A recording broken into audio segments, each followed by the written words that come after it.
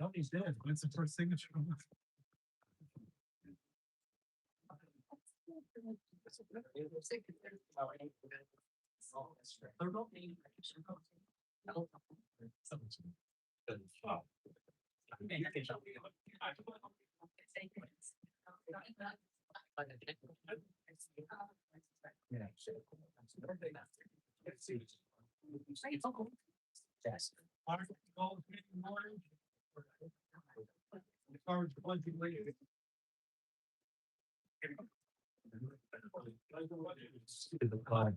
It didn't have to stay some.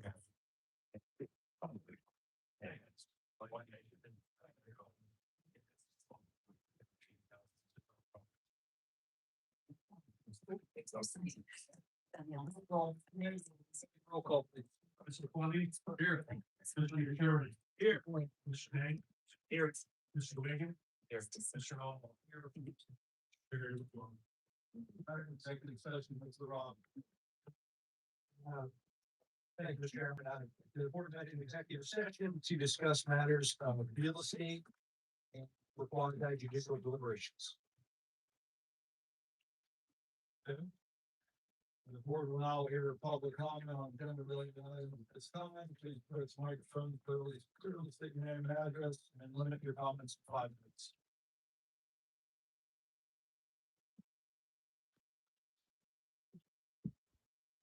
Frank Hoffman, 218 Meadowwood Drive.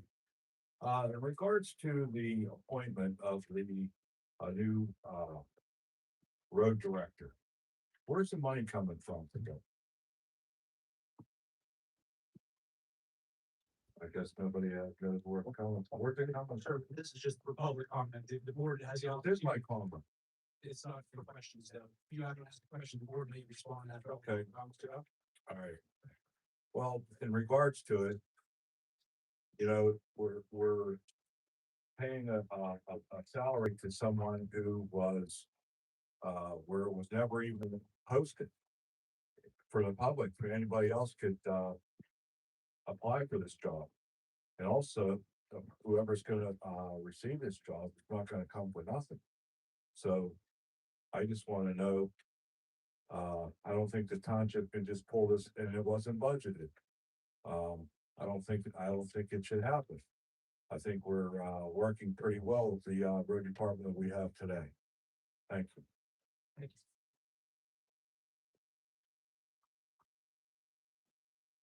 you. Vicky Austin, Hemlock Street. I'm referring to item 21, the Bairdford Park concession stand electric. There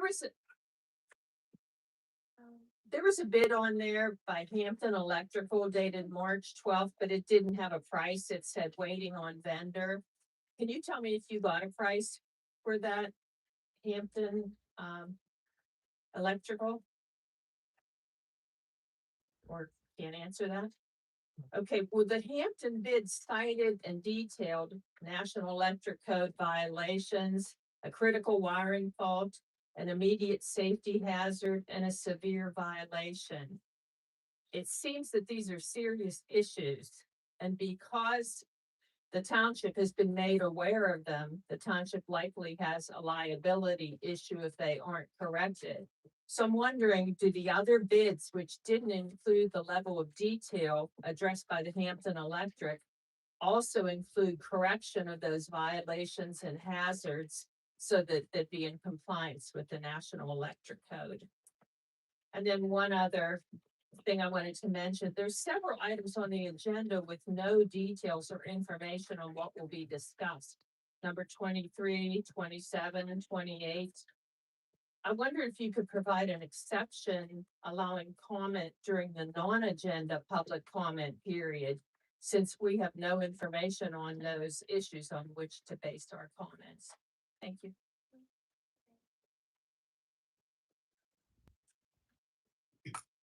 Hello, my name's Sonny Verdetto. I'm a West Here resident off of 21 Hemlock Street. Good to see you guys today.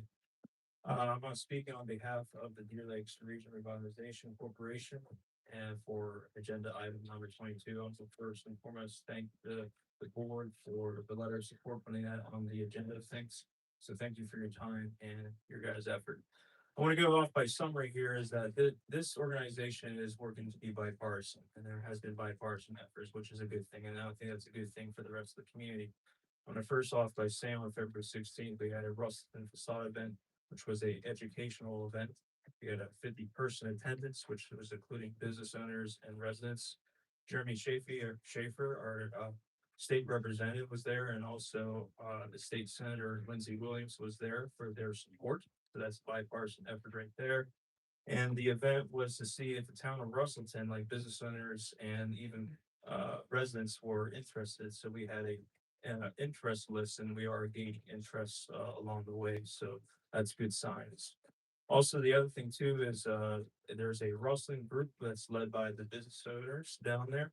And now they are under our organization, working alongside our subcommittee called Russellton. Now, we've been also working with the Allegheny County Business Development Team and working alongside them. And with their help, we are applying for an implementation grant. So that is what we're trying to achieve here, and that's what's part of the support letter. And in that implementation grant, we're applying for $50,000 that will be used for cleaning up the town of Russellton, maintaining and updating business owner properties, and putting welcoming Russellton signs. So that's the example right there. So we're going to try to put that money into use for those items. So again, I want to thank you guys for doing this. And if there's any questions during the discussion, I don't mind being part of that. So thank you guys, and thank you guys for your time.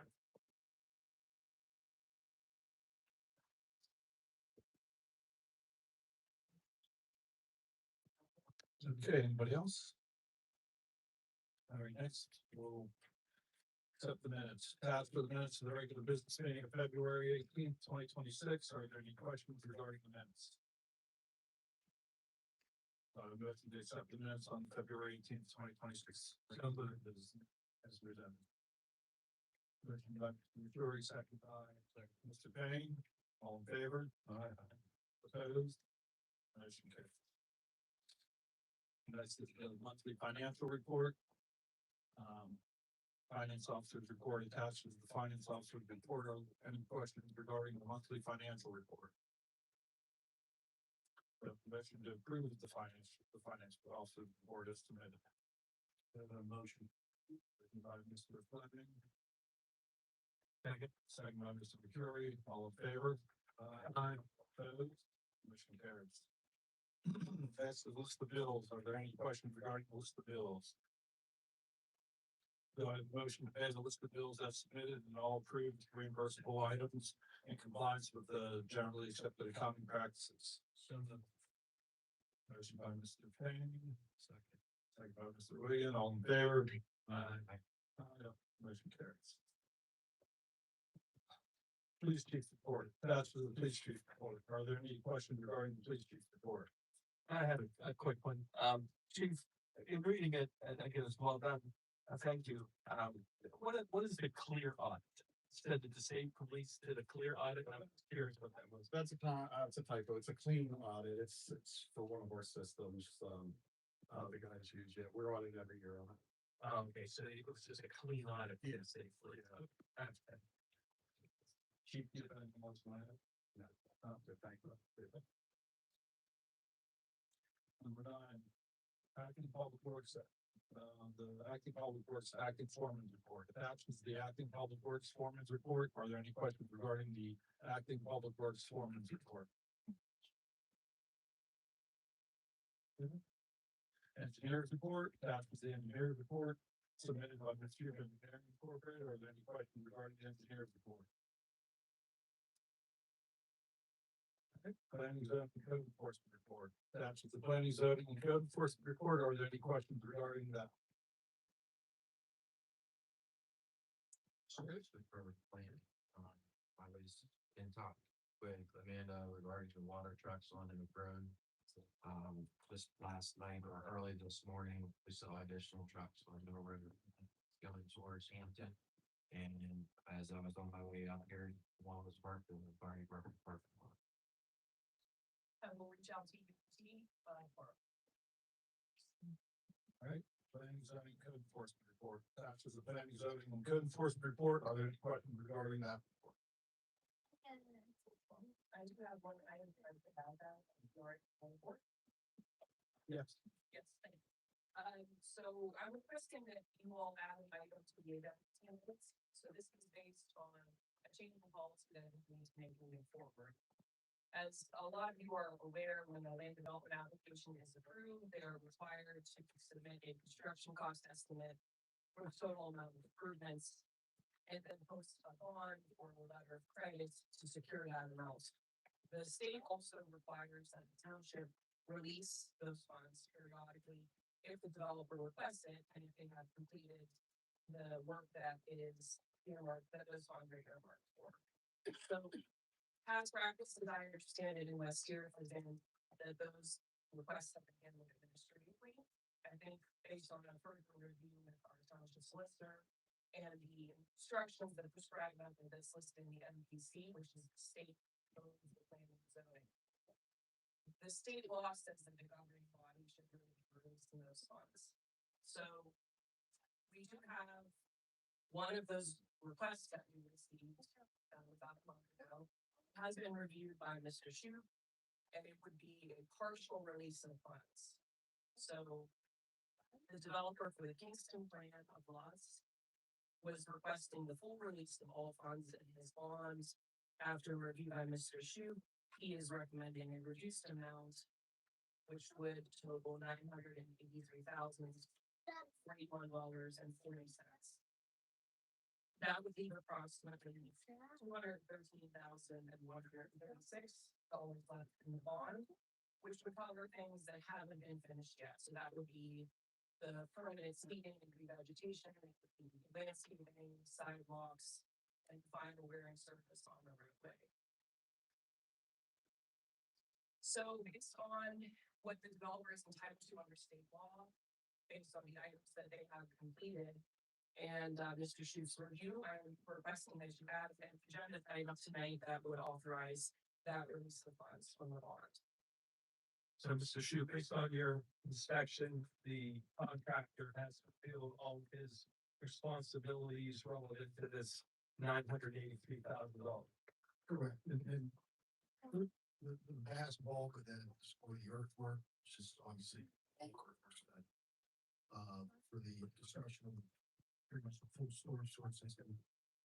And for the initial construction of the road, including basic. You agree with the remaining balance as well? I did. So you agree with everything you said? Mr. Rob, can we add that? No. Sure. So the way to add that motion would be to make a motion to amend the agenda to add a motion that states, can someone read that for me?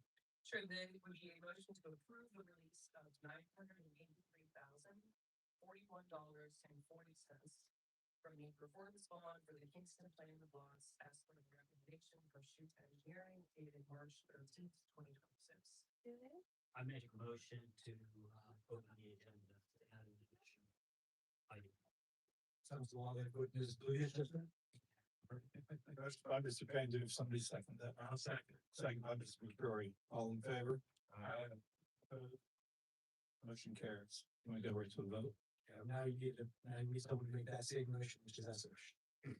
I make a motion to approve the release of $983,041.40 from the performance bonds for Kingston plan lots as per the recommendation of Shoot Engineering dated March 13th, 2026. Motion approved by Mr. Payne. Do we have a second? Second by Mr. Fleming. Mr. Chairman, before we vote, because this was not listed on the agenda, we do need to provide an additional opportunity for public comment. Okay, want to take this time to? Does anyone have any public comment on what we were just discussing?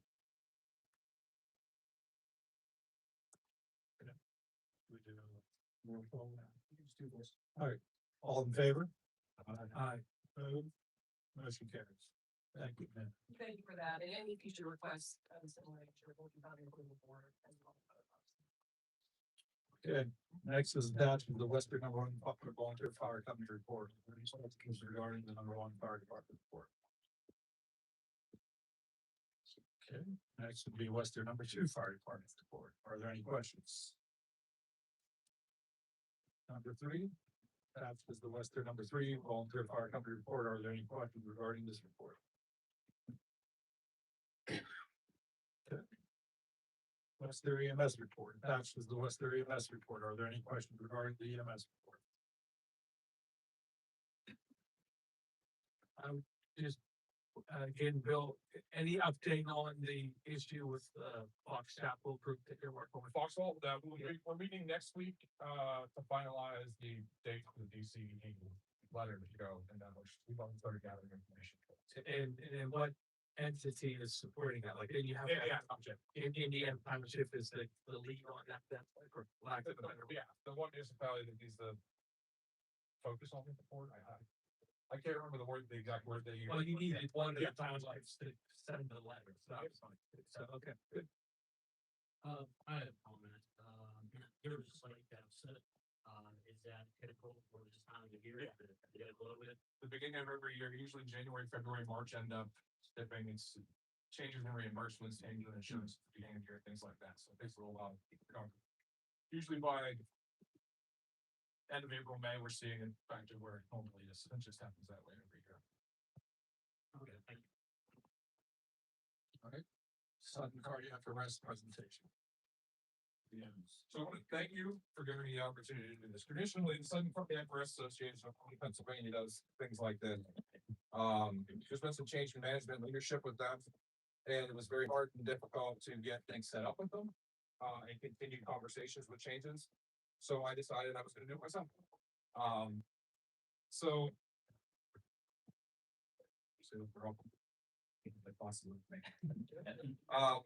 for those of you who haven't met yet, my name is Bill Humes. I'm the director of West Deer EMS.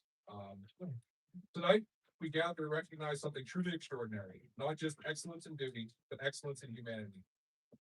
In moments of crisis, when seconds matter and uncertainty is its highest, we rely on a very special group of people, people who run towards uncertainty, people who remain calm when others cannot, people whose training, courage, and compassion come together in a way that quite literally saves lives. This evening, we're here to honor members of West Deer Township Police Department, West Deer Volunteer Fire Company number 3, Quick Response Service, QRS, and West Deer EMS for doing just that. Twice in recent history, the two separate events, actually spanned by like a year or more. That's why we're doing these all together. One at home, one on a golf course. Patient suffered sudden cardiac arrest in West Deer Township. Without sudden recognition and reaction and the response that followed, they most likely would have died. Their hearts had stopped, they stopped breathing. Too often the outcome of these types of events is very bleak. The pieces all need to fall into place to give the best possible chance of survival. In the event that happened at home, family recognized the situation immediately, started CPR, and contacted 911.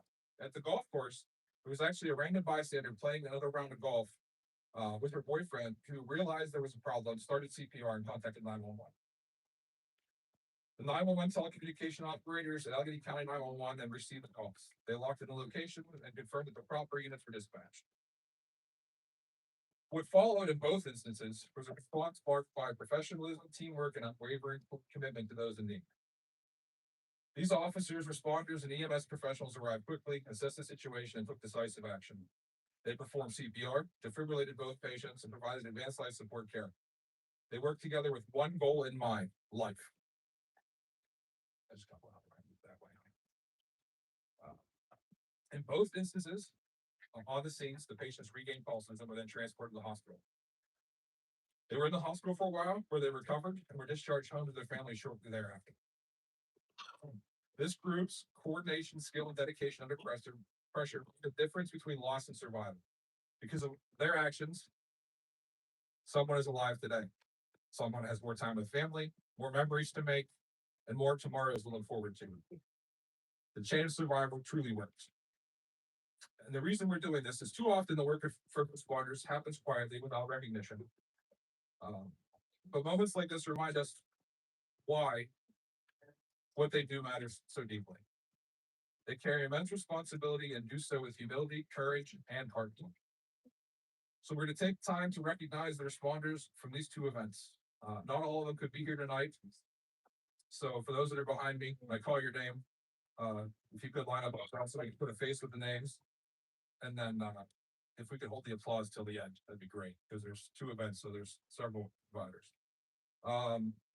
So the first event, which is the event that happened at home, the police response was from Officer Colin Cadlick, Officer Matt Evan, and Deputy Chief Tim Burke. From the QRS response, and also from Westbury EMS, was paramedic Alan Gall and firefighter Ben Burns. And then on the ambulance was paramedic Amanda Cafasso and Abby Smith, who couldn't be here as well. So they created certificates for each of them as life-saving award. That's what they've done. The second event, the only person on both events, Officer Colin Cadlick, Officer Isaac Zarensky from QRS at Westbury Volunteer Fire Company number 2 is paramedic Michael Urban. And for Westbury EMS, with paramedic Dom Santucci, advanced EMT Laura Santucci, EMT David Handren, and EMT Monica Hinda. So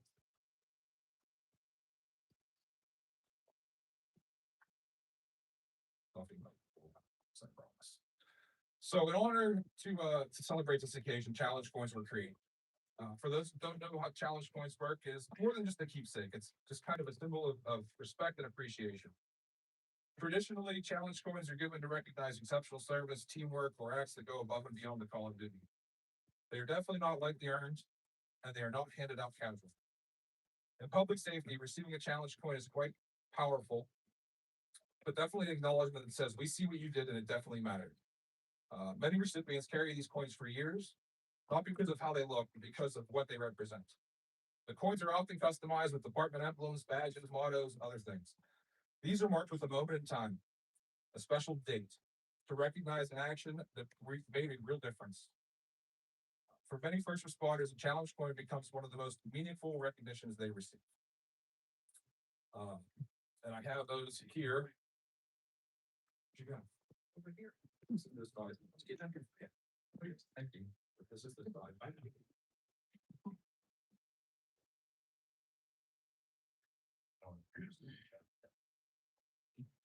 This award represents our appreciation, our respect, and our thanks for your actions, your professionalism, and your commitment to protecting life.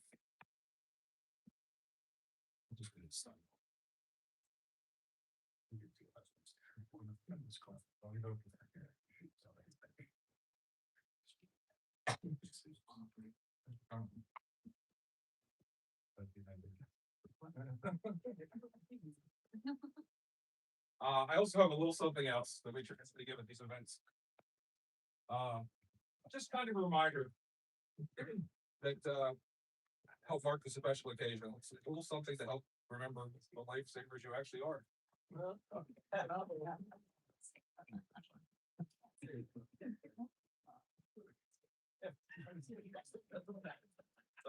It's not my favorite song.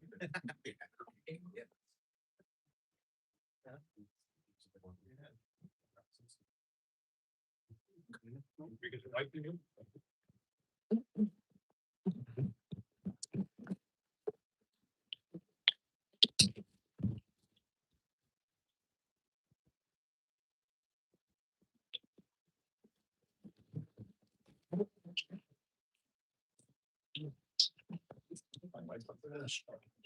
You can see pictures.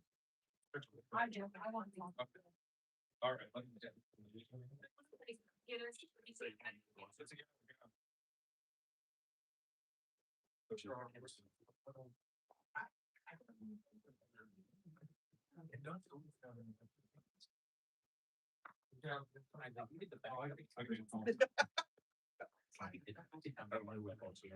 Potentially, yeah.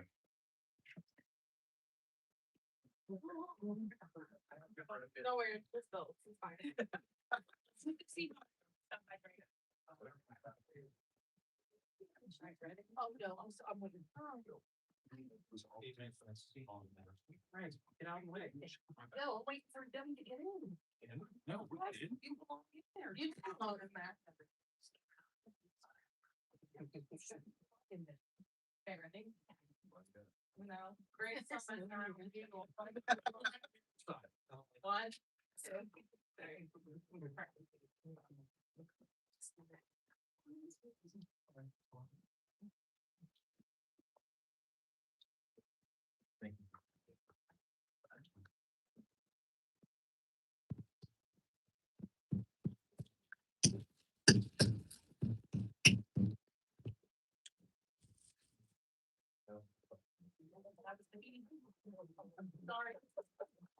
Thank you for the opportunity. Thank you. Thank you, everybody. Skip the whole meeting. We could stay. You don't want to stay. It's nice to see you.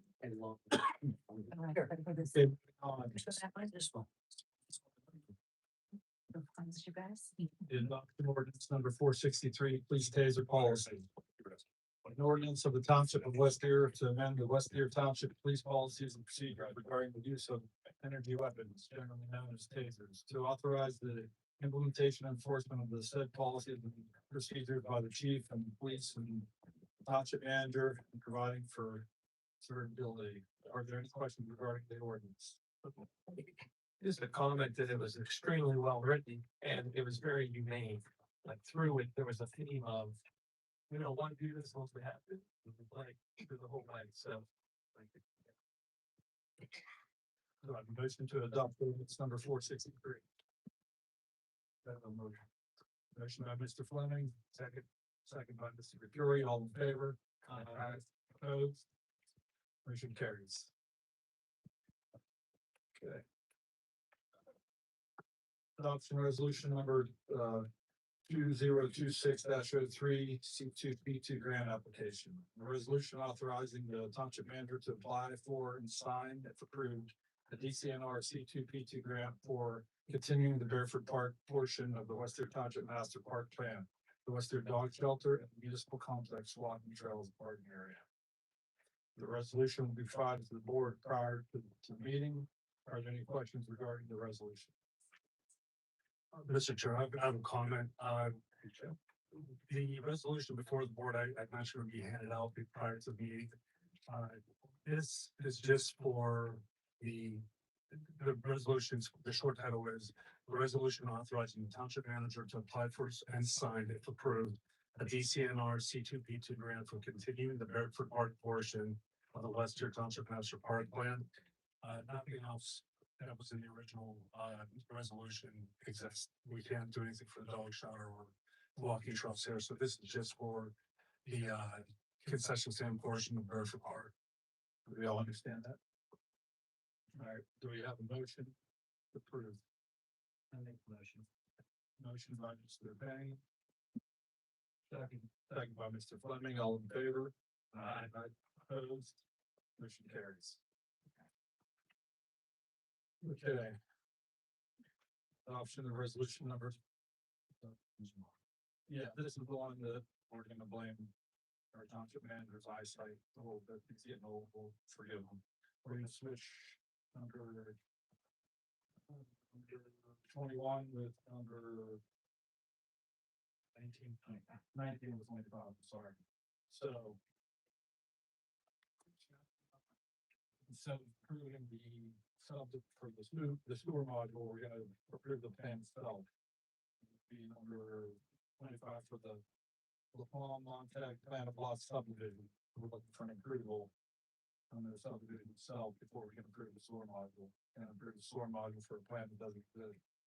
So anybody like the motion to approve the plan itself first. I make that motion to approve something. Motion by Mr. Payne. Before we get a second, were there any conditions? I'm trying to scroll through. Yeah.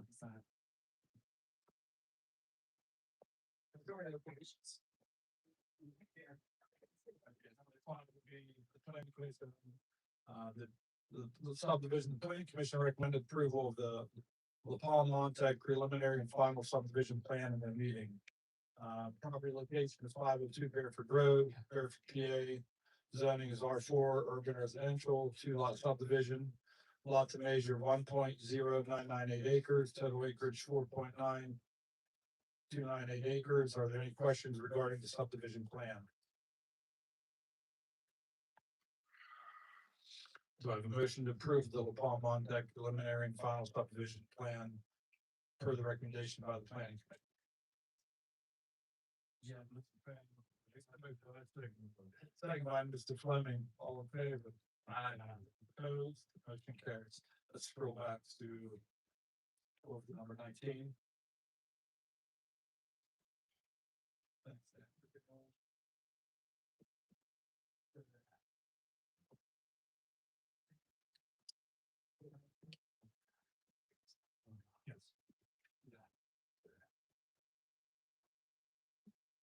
All right, so we'll go on to 20.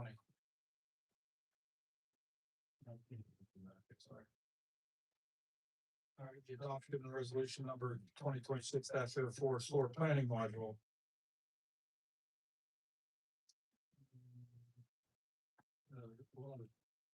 Okay, yeah, now we'll approve the sewer module. Do we have a motion to approve the sewer module for that plan of blocks?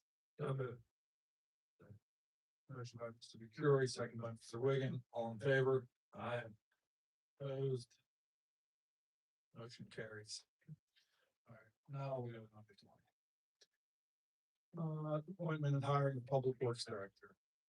Through the process of promoting a public works foreman due to the retirement of Frederick Ricky, the board has decided to appoint and hire a public works director to oversee the department. Are there any questions about the public works director hiring? Do I have a motion to appoint and hire Michael Funk as the Public Works Director effective May 1st, 2026? Yeah, that motion. Motion by Mr. Fleming. For second. Second by Mr. Fury. All in favor? Aye. Opposed? Motion carries. All right. Next is the authorization of Barefoot Park concession stand electric option. The last meeting, the board directed the township manager to receive additional quotes from electricians and to add to the findings of this agenda for possible action. So Mayor, would you like to comment? There's some things that have taken place since then. Yes, I'm sure everybody's aware. It was on the news. A tree actually fell in the concession stand building and took out probably not didn't destroy the whole thing, but took out the core of the building itself. So The electric lines, the least of our worries at this point. right, but what I did is I was alerted to that Saturday. We turned it into an insurance company on Saturday. Our public works crew went and secured the area, removed the tree. And The tree fell on the panel, on the electrical panel side. here on the side. And the panel's still there. Our insurance company contacted me and said that they will be sending a claims adjuster was assigned and they'll be in contact with me. As of right now, I don't have anything more to advise the board on in this regard.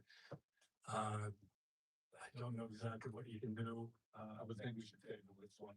We'll figure out what's going on. Yes, to do it. So Is everybody on that? I've been in contact with baseball as well. And they sent an email to the board. Yesterday, I don't know if everybody had a chance to see that. Yeah. So they're working on ways to work around this and answer. So is there any plan to assist them in their plans to, I mean, obviously this is a big, hit for them, you know, financially and for the concession. They're talking about, in their email, talking about putting up a shed of some kind, a temporary shed. Is there any way we can, you know, partner in any way to help them or? You know, I mean, it's on our property, so you feel a little bit of responsibility. Who did insurance cover?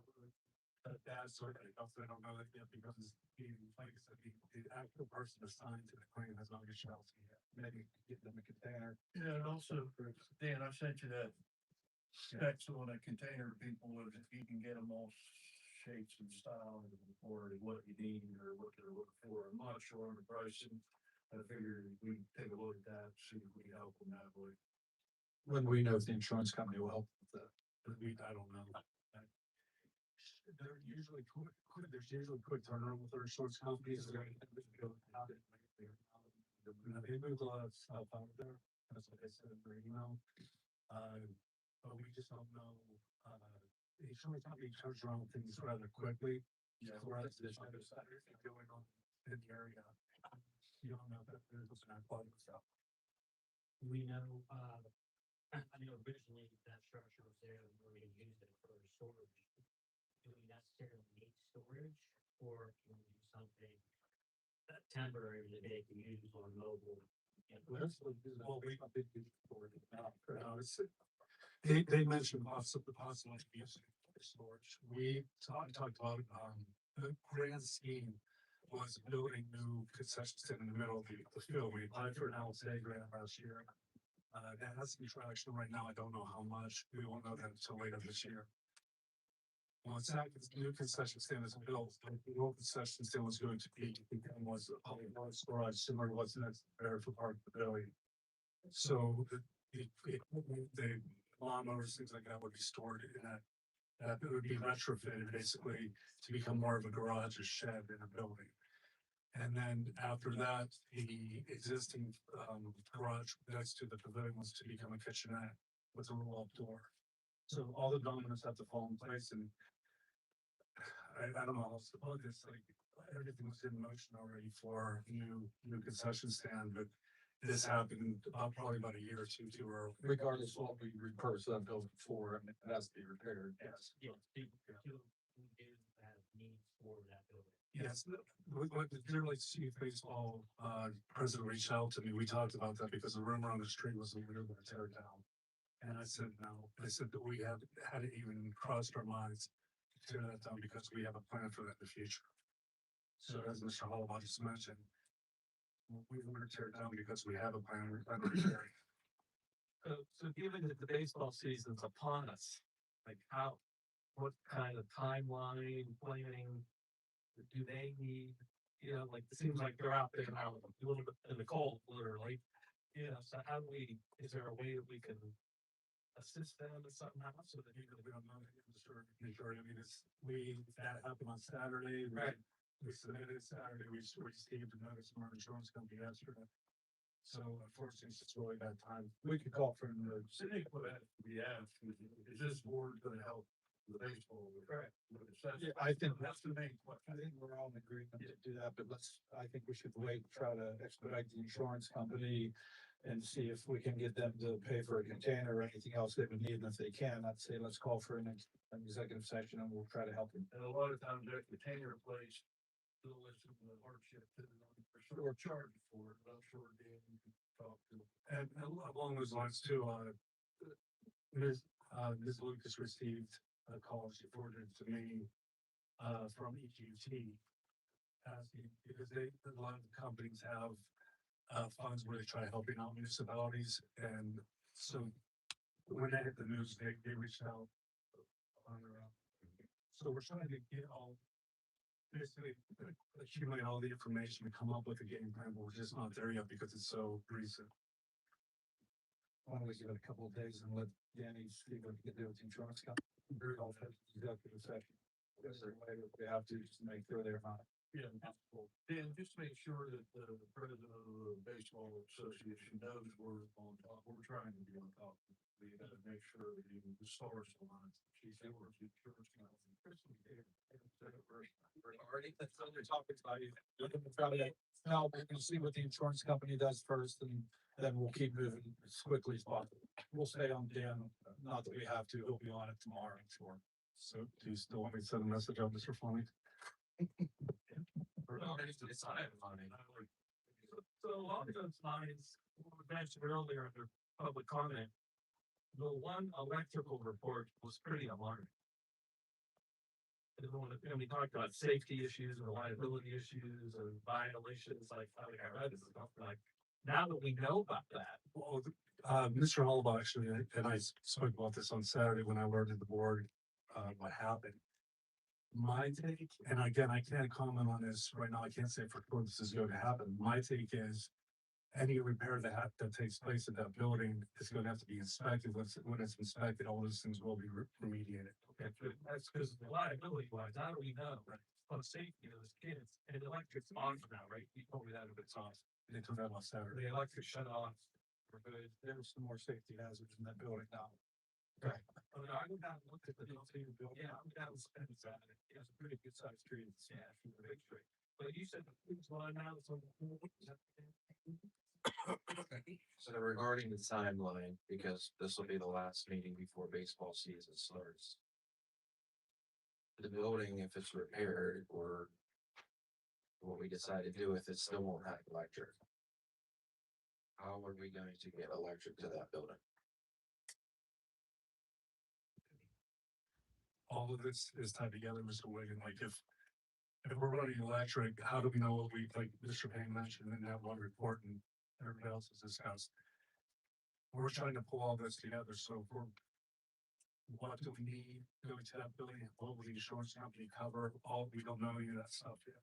I mean, you got a price share of generators between $1250 and $4,000, depending on what you run, right, future what.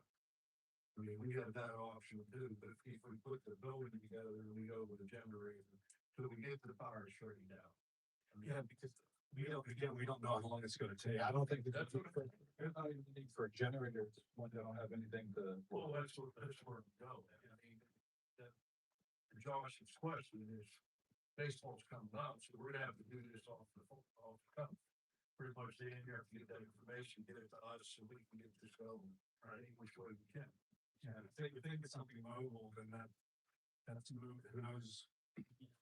Would this be an option for a food truck to come in? Yeah, something similar. So that's just all service I gave them, that's, you know, so you can run anything you want, they got deep fryer, generally, got everything you want. Would, since baseball is here today, I'm not gonna provide any additional information. Maybe. Well, I think if they're gonna, if we have to rent a food truck or something for that, for the insurance may cover that. Yeah, we sent So maybe, how about we give it till the end of the week for Dan to deal with the insurance companies to get us some answers, and then we can call for executive session to. Absolutely. Can we make that decision in executive session, or does it have to be a public meeting? I think, you're talking about a special meeting as opposed to an executive session where we advertise on today's news and get the action. Yeah. Be great, just so we can get them up and running for baseball. Everybody agree with that? Yeah, I think that's what baseball needs to hear. We're with you. Like, we're gonna help you here. Right? That's what they wanna know. Right? So we're on it, we'll move as fast as we can, we'll push Dan and he'll get it done. You have that all figured out by Friday, right, Dan? Can I just ask why there was such a huge difference in the quotes we have on the agenda for tonight? We just reached out, we gave everybody the same parameters, and some people came in lower, some people came in higher. The one that was like $750 said that like it didn't include just about everything. It didn't include, right? It didn't include labor. It was, yeah, it was pretty weak. The 578 was actually taking yearly. If you want to use it perform any work, it's just to do what everybody else already. We need to take a look at all the wiring now to see how far things have to go, what was damaged and what we're gonna do. Let's give it a day or two. We have bigger problems now. They can't use that building anyway. Let's get them possibly. I can look at it a lot.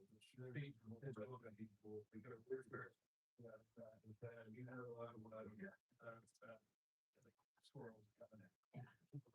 I think they were in before. That building here, the koala bears. All right, move on. We have the tables. We don't have to, since everything. Ready?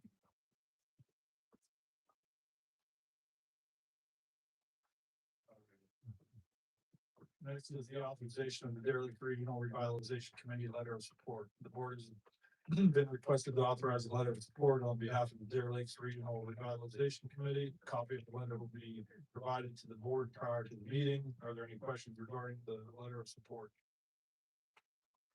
Do I have a motion to authorize the township manager to send the letter of support to the Deer Lakes Regional Revitalization Committee's behalf? Motion by Mr. Payne. Second by Mr. Fleming. All in favor? Aye. Opposed? Motion carries. Thank you. Next is the authorization of the dog shelter water line concrete pad. Are there any questions regarding the dog shelter water line and or concrete pad? I guess we should talk about this a little bit. Yeah, let's take a look at background.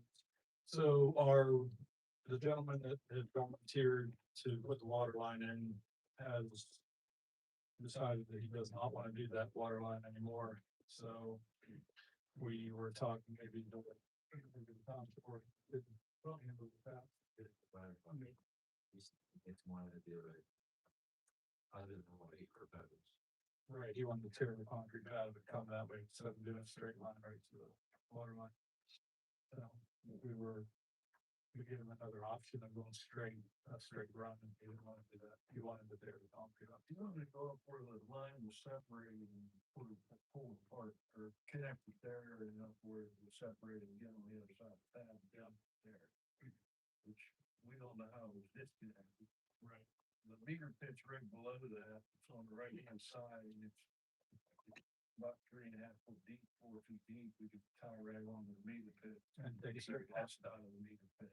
Yeah, the option we get was a complete straight line. Yes, Mr. Fleming and I met with him. It's a direct straight line. It's probably the easiest option. Would you not agree? Mr. Fleming? I think it was, especially coming out of the meter. I agree. I want to do that. We're just beyond that. If you were standing on the street walking about, it would be on the left side or the right side of the vehicle. Staying on the street on the right side, a direct shot from the water crop to the building. So the rest are at the range of asphalt. It's just that it wasn't part of the asphalt parking lot. It was just a little flare that they added on. It was a piece that you probably have to take maybe 2 feet off of. And it flared up in the air. It was really wasn't a big deal, but that's the easiest way to get in there. No concrete saw, cut one piece of asphalt and get it down there. All the way down the building side. All the way down the concrete pad side. Would you, how would we get it across the road? We saw like the road in front of the dog shelter as well. Yes. That will be for that. You do have an option there, you can make a 90 left at the end and tie in. But I don't have time to just not replace the whole line, you don't know, that line's been in there a long time. If you're gonna go that route, it makes sense to put full line. I agree with you there. If you don't want to tear up anything around the building, we could just tie into the existing line, but with a new remodeling or relocation of the dog shelter, I mean, we could essentially tie right in there and get it done. And I think we could do that fairly quickly. Not today. Yes, I spoke with Public Works crew, acting Public Works foreman, he said they can do it, and they're actually excited to do something like that. Are we, so whenever that new line goes in and we saw about that asphalt, are we gonna finish the project and get bids for the asphalt of both the concrete since we're doing it? Yeah, we certainly can. I think it'd be good. I think at one time, Mr. Small, you were here, you said you patched the asphalt. You don't touch the asphalt. Could you also supply us a bid for the, covering the, path? You don't see an issue with, the hydrant or anything like that? Like look at it, Dan, but Okay. Yeah, I think we should just at least look at it. Sure. Get some bids. Another thing too, if we need a plumber, I'll make sure that happens. No cost to the township, and I also might be able to get funding for that. I'm working on that right now. Thank you, Mr. Fleming. Township workers know that as well. So then we're gonna pay the public works guys to do this. And back to all the asphalt. I'll take care of that. Yeah, that would be our option. So it would have been free for the taxpayers otherwise. We had a terrible concrete pad that we didn't want to do. Okay, so can we put on the agenda a decision for that concrete pad because I don't know if you looked at it lately, there's holes and cracks all through it, so Yeah, but even goes so far as to put up caution tape so people don't walk on it. I think that's a little bit of an exaggeration, but yeah, I think it's. Definitely. Cinder blocks are. Not only Mr. Small, when would you be able to look at that to assess and get a bid for that concrete? Okay. Thank Can we get a couple other bids too, just to see, and we can go from there. We might as well wrap it up for whatever we're doing. I agree. Whenever we're doing that, if we're gonna pave over that, are we putting any kind of, parking islands in or anything like that, or is it just gonna go straight asphalt, right? Mr. Shu came up with a design that can get to the board. We applied for a grant a couple of last year. Okay. For that, he has the entire drawing drawn up. But if we don't get the grant, we could just pay over the entire thing. Well, I mean, if we don't get the grant, and we're gonna put an island there, we just rip that part of the swamp, just so I don't. Last year. For that specifically. Not for that specifically, it's for the concrete sidewalk, the walking trails and parking lot. That you need to that. I believe so. And so the public's aware that Mr. Fleming and Mr. Hollenbaugh did meet with Mr. Gall and went over this, reviewed it, walked it, talked about it, right? Yeah, so, just wanted to make sure people were aware of that. Well, first thing I'd like to say is thank you to Mr. Ball for even putting it up there to this. That was a very thing for his community. It's the aspect of it.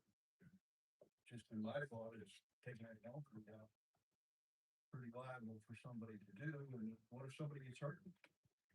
What happens? Mr. Hollenbaugh, did you offer to do it, Jim?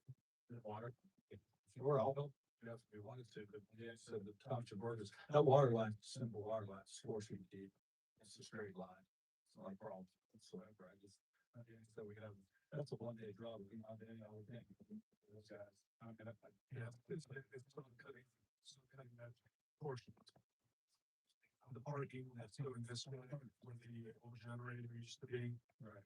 Saw cutting that, then digging it out, bringing the pipe.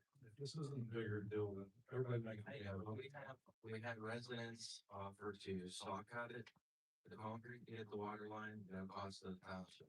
We had a guy, If you looked at what we looked at, there was no reason to go through the concrete. The water crop is on the other side. Everything. To make more work than we have to. And so we are now, so the plan thing is so we don't have no saw cut to bring the asphalt. it's the edge of the asphalt. The water line.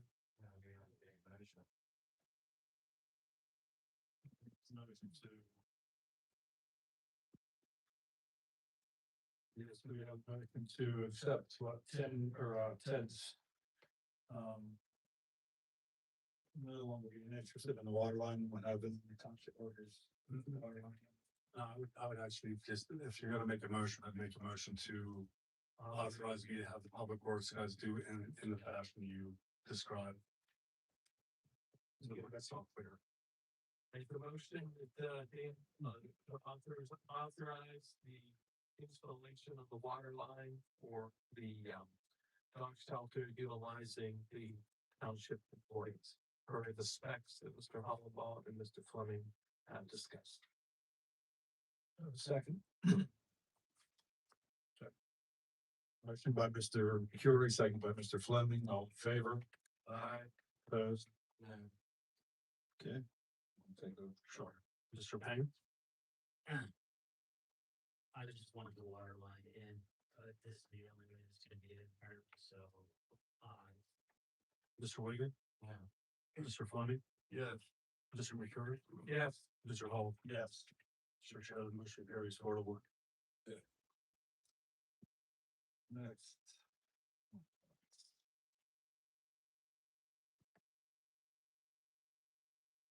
All right, authorization of energy credit consultant. As has been mentioned in the past, the new township building is LEED certified, was built with the energy efficiency in mind and qualifies for a federal energy investment tax credit. The Alliant Group is the consultant working with our HVAC contractor after evaluating our plans and invoices. They provided a professional services agreement It is attached. Are there any questions regarding the energy credit consultant agreement? Mr. Chair, I just want everybody to know, I reached out to the company to get a revised agreement. The revised agreement is 5% as opposed to 6%, so they took some part of their fee out, so it's a better deal now. Do I have a motion to authorize the township manager to execute the energy credit consultant agreement with the Alliant Group as presented? By Mr. Mathury. Second by Mr. Fleming, all in favor? Aye. Opposed? Moving on. We already did the Palm Montague plan, we can skip that. No. Award the 2026 road program plans, specifications and bid documents were prepared by Shube Engineering for the 2026 road program. The project was advertised and still bids were received until 1:30 PM on Thursday, March 12th, 2026, at which time they were opened and read up aloud in public. Contract 2601, work consists of milling existing asphalt, installation of hot mix, super paved binder and wearing courses, base, repair, backfilling, and other miscellaneous work on 11 township roads. Alder Street, Aspen Lane, Birch Lane, Hawthorne Lane, Hickory Street, Juniper Lane, Laurel Lane, Magnolia Drive, Poplar Street, Sycamore Street, and Willow Way, totaling approximately 8,510 feet in length. Alternate bids for the similar hot mix work were received for 2 other township roads, McIntyre Road and Weston Dorseyville Road, totaling 5,500 feet in length. Contract 2602, work will consist of a double bituminous seal coat on 2 township roads, McIntyre Road and Shepherd Road, totaling approximately 11,400 feet. Alternate bids for similar work were received for 8 other township roads, Denning Road, 3rd Way, 6th Way, 7th Lane, 8th Way, Blueberry Lane, Holly Lane, and Walnut Street, totaling approximately 8,900 feet in length. The bid results are attached. Contract 2601, hot mix asphalt. The township engineer and township manager are recommending the board award the base and the alternate A and recommending alternate B be added to the base bid of 2027 road program. Are there any questions about contract 26-01 hot mix asphalt? So I motion to award the 2026 road program hot mix asphalt paving contract 26-01 to Shields Asphalt Paving in the amount of $489,053.50 for the base bid, in the amount of $327,007.50 for the alternate bid A. Motion by Mr. Fleming. Second by Mr. Mathury, all in favor? Opposed? Motion carries. All right, contract 2602 cold mix asphalt. The township engineer and township manager are recommending the board award the base bid, alternate A and alternate B of the cold mix portion of 2026 road program. Are there any questions about contract 26-02 cold mix asphalt? So I have motion to award the 2026 road program cold mix asphalt paving contract 26-02 to Youngblood Paving, the amount of $110,778.30 for the base bid, in the amount of $76,282.40 for the alternate bids A and B. So moved. Motion by Mr. Payne. Second by Mr. Fleming, all in favor? Opposed? Motion carries. Discussion of board meeting protocol arrangement and rules. Mayor, Mr. Hall. Kevin, you got it. I don't know if the board had a chance, I know it's, you're burning, it came out the 11th hour, but, I sent a memo out to the board today, discussing, the fact that what we heard last month, and we hear about, public comments, discussion items, things like that, are not unique to Leicester Township. The Pennsylvania State Association of Township Supervisors, of which this board are members, that organization had an article was up the front, on the front cover, talking about how it's the board's responsibilities, the elected official responsibilities to ensure that meetings are cordial and active, something along those lines. Literally 2 days after the last meeting, there was an article in the Post Gazette talking about how there's a difference between something I said actually in the newsletter last year. The one article about there's a difference between direct democracy and representative democracy. What we have here is representative democracy with 5 supervisors are elected on behalf of the entire township to represent the full township. And direct democracy is what you see more like in town hall meetings in New England and things like that, where you may only have 100 people in the municipality and everybody is one person. Direct democracy means one person, one vote. It's not for people being represented. So the newspaper article in the Post Gazette touched on that topic. And there's a lot of different ways to look at agendas, but the bottom line is an agenda is designed to put out the information out to the public, so the public knows what the board is going to be talking about. General. If you look at other municipalities, this came up last year. We talked about transparency, talked about live streaming these meetings, and we were compared to other municipalities. One of those municipalities was Richland. And Richland's agenda is 2 pages long. Indiana's is 1, Hampton is 3. I just pulled them off the internet this morning. I came from 2 municipalities before working in Western Township, and our agendas were never longer than 2 pages long. When I got to Western Township, and I say this in a totally joking way because it was funny when it happened. When I first started in Western Township in Mississauga, who was the secretary at the time, gave me my first copy of the agenda. I looked at her and I said, "What the heck is this?" And she said, "This is our agenda." And I read through it and I said, "This isn't an agenda, this is a script." And over 17 years of being here, we still have the same script. And that's fine. Like I said, the board in my memo today, you're not gonna hear any gripes from me. If it works for the board, it works for the board. We changed a lot of things over my term here. When I first started, I didn't think we have, if I remember correctly, we didn't have public comment periods. There were only 2 or 3 people who showed up in the audience and they just blurted out whatever they wanted to. And the supervisors said, "What can we do about this?" And we implemented 1 public comment period. Over the years, it's changed. Mr. Fleming was in chairperson for 8 years. I changed it at least 2 times during that period. And just a couple years ago, we changed the public comment period at the beginning and end of the meeting to say agenda items only at the beginning and non-agenda at the end. I heard the comments last month made by a couple of the supervisors. I heard some comments by people in the public.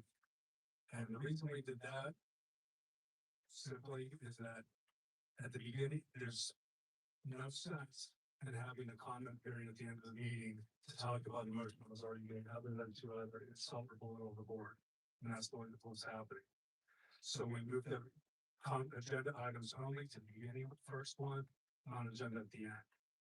My recommendation to the board, as I said in my memo, if you want to eliminate those, that's fine, because this would go back to the way we used to have, we would just public comments.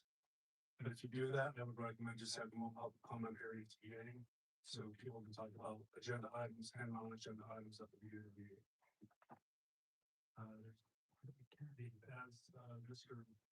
When it comes to the actual public comments themselves, Mr. Rob mentioned a couple of people asked questions today. That we were taught this at our public conferences. It's the Managers Association, it's for the chief line. So you go to the chief side. Go to our PowerS conference, they always teach us. Public comment period is public comment period. It's called public comment period for a reason. It's not public question, not public debate, it's public comment. That might seem like a stifling discussion, but what that means is if anybody has a question, they have 28, 29, or 30 days before that meeting to bring it up to the administration or to the supervisors. Question is going to be answered then. If somebody has a question, say on Friday when your dinner goes out and they ask us that question, and we get an answer, there's nothing wrong with somebody coming to that podium, the same exact person, whether it be a supervisor or a speaker in the public, asking a question or comment, to say, I contacted the township on Friday and I asked this question, this is what I found. I have a comment on that. And that's part of the democratic process. So, it isn't stifling, it's engaging, it's allowing people to, offer input without, for lack of a better word, sniping. We, in the past, we've had national supervisors ask questions of our former finance officer, and this guy's, you're lucky that this does not happen to you. Asking, what is that, this, I noticed there's a, when we asked questions during, list of bills, supervisors would say, this is an artist, what was this check for? Well, this is an artist, no, this is an artist. This is one week chat, 1 week chats, here are both others. She's not gonna come out. And it's not fair, this is an artist, and we could see exactly what was happening there. They were looking for an answer. They were looking to snipe. Because if they wanted an answer, they would call it outside of this meeting, not during this meeting. When she doesn't have a computer in front of her, she had no access to any data or documents. So, along those lines, one said to me, I was at a conference last year. The International Managers Conference, and a manager from Dallas, Texas. They had the same issue. They have people, everybody's frustrated, people on both sides, the elected officials, appointed officials, everybody. Because some people thought they were being heard. So the meetings were off the rails, all kinds of chaos there. She told us what they did there, and I know Dallas is not Western Township, but it's still the same principle. She said what they did is they created rules. They created rules for the public, they created rules for the board of supervisors. And they stick to those rules. And they said if somebody has a question, say for example, somebody didn't have the opportunity to call before a meeting. They thought they're gonna ask a question. Chairperson states will not answer the question, just like Mr. Rob mentioned. And then a member of the administration, whoever that may be, whether it be, since you're volunteering today, Jen, somebody from here, Ms. Lucas, or even myself. That else would have somebody from the staff in the audience, and they would walk up to that person, take down their name, their contact information, and what their complaint, what their question was, and they were coming back to. And there's much more street, they hold these meetings. Public discussion, public comments, discuss amongst the board, everything. If there's a problem with the minutes, and it's found that day, that's fine. If there's a problem with the minutes and somebody finds it on Monday, that's it's no good. So you bring it up here today, it's whenever we can make that change prior to the meeting. Can I say that after last month's meeting, the two major concerns was the public comments being limited, the time being limited, and the discussions that provide very little information. I think, what you propose kind of narrows the board's power and authority. We can't talk outside of this public meeting to one another. When there's an issue that a resident brings up that needs some deliberation to the meeting and provide you with some guidance as the township manager, I think that needs to happen. And I think for the last 8 to 10 years, that hasn't been happening. And, I think the end result of that is we keep kicking the can down the road on some things because I individually come to you and we talk. And then I talk to Bill one, and he brings up a good point. Well, now I go back and talk to you again. And then I go talk to the other two, see what their ideas are. Like that, I feel should be happening here in public. I mean, if it's something that we can't get to an agreement on right away, then it's stable. Yeah, so all we about. But I think, like with the dog shelter, with the concession stand, with the road paving program, had I not brought, that stuff up during the meeting, that's a discussion topic, it would not have gone anywhere. Or I would have had to have 6 different conversations. I don't disagree with you at all, right? I believe discussion is important. That's what we have, about 5 or 6 discussion items on here today. But I think we should put on there as to a little bit of substance as to what it is, so people can make a determination on whether or not oh yeah, I know they're gonna talk about it, discuss, I'm not gonna go to the meeting tonight, but I'm gonna be sure I go to the meeting tonight. To make sure that they know what their position is. It was very frustrating being on that side. And I'll be honest, that's kind of what motivated me to be on this side. You know, because we told people to, we're not getting to your questions, we told them to stop and sit down because their time was up. And I think, you know, and in the absence of us individually holding down goals, how do we ever pay on? If they're missing some engagement, or maybe they bring up something that none of us thought about, you know, or maybe they have more knowledge about a particular issue that needs to be addressed. So why does that have to be done solely at a meeting? Why can't somebody reach out anytime during the month and send me an email saying, hey, that's on to board of supervisors, which I would do. So, because we can engage in that labor. It's not about engaging, what you have on here is these discussion items. Right. These discussion items, and as I mentioned in the memo, and again, I don't know if everybody had a chance to read it. These discussion items, Mr. Hagan, you asked last month, we should have new business and old business, old business and new business in order on our agenda, they're not on there. What these discussion items are nothing more than slightly more formal new business, because if the way it used to work is there's new business on the agenda. And the board of supervisors, any board member could say, I have something, walk you through the park, like, I would like, can we discuss that, it would be grand. The only difference between that and this is these actually have headings. So you see board meeting protocol management rules, you can follow certain plans, instead of somebody just bring it up on the board. Okay, so the discussions are old business. Is the stuff that we previously discussed. But has this been discussed? I mean, the dollar short of plans, a lot of this stuff, as I mentioned in the memo, when it comes to discussion items, the board, it's hard for the public to comment on something that the board hasn't even discussed, as like you said. If it's something you need to discuss, you need to discuss it. They're not voting on these issues. You're not voting on these issues. These issues are for discussions for future meetings. So if something comes from this, if like the board meeting protocol arrangement rules, you're not gonna vote on this today. And if you do, what I said, is what Mr. Love said, open floor to the public at that moment. But this is not gonna be on things that are gonna be voted. So if you discuss something and the people are here and actually hear what is actually being said and what's being proposed, it has to be on future meetings agenda for any type of action.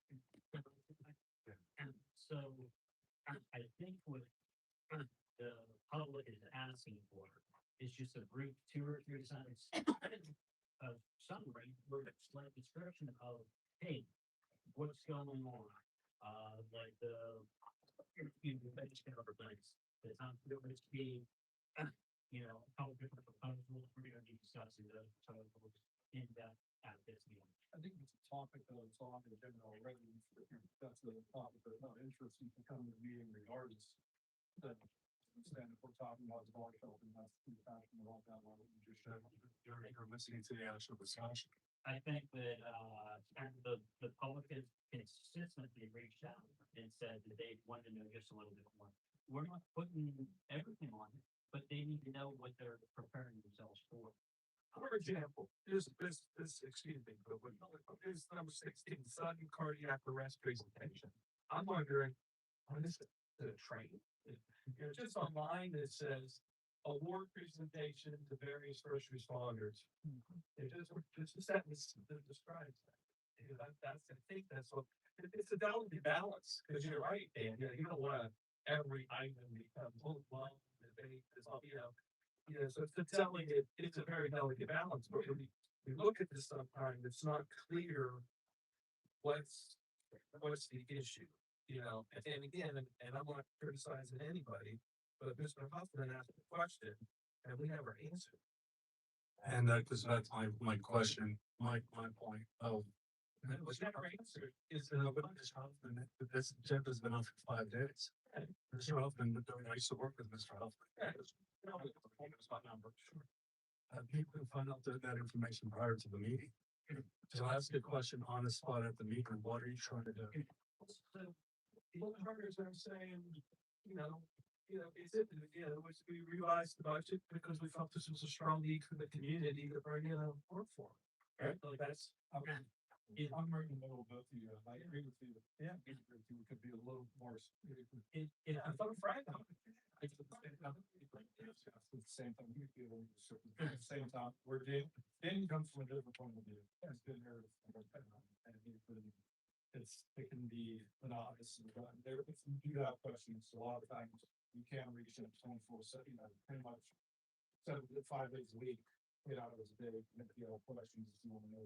So I agree with you also. Like, and Dan, it's a delicate balance. There's a little more of a description. And if somebody just comes courtesy, not saying anybody's being disrespectful, but if someone asks a question, we should answer the question. Like, how much is that? Like, we know, we have the answer. This township's growing. This guy brings 40 years of experience in a road foreman, you know, yada, yada, yada. Like, we have the answer. Why don't we give it to them? So I think the big changes that we've seen in the last 4 years is there's been a minimization on public input. There's been reduction of speaking time.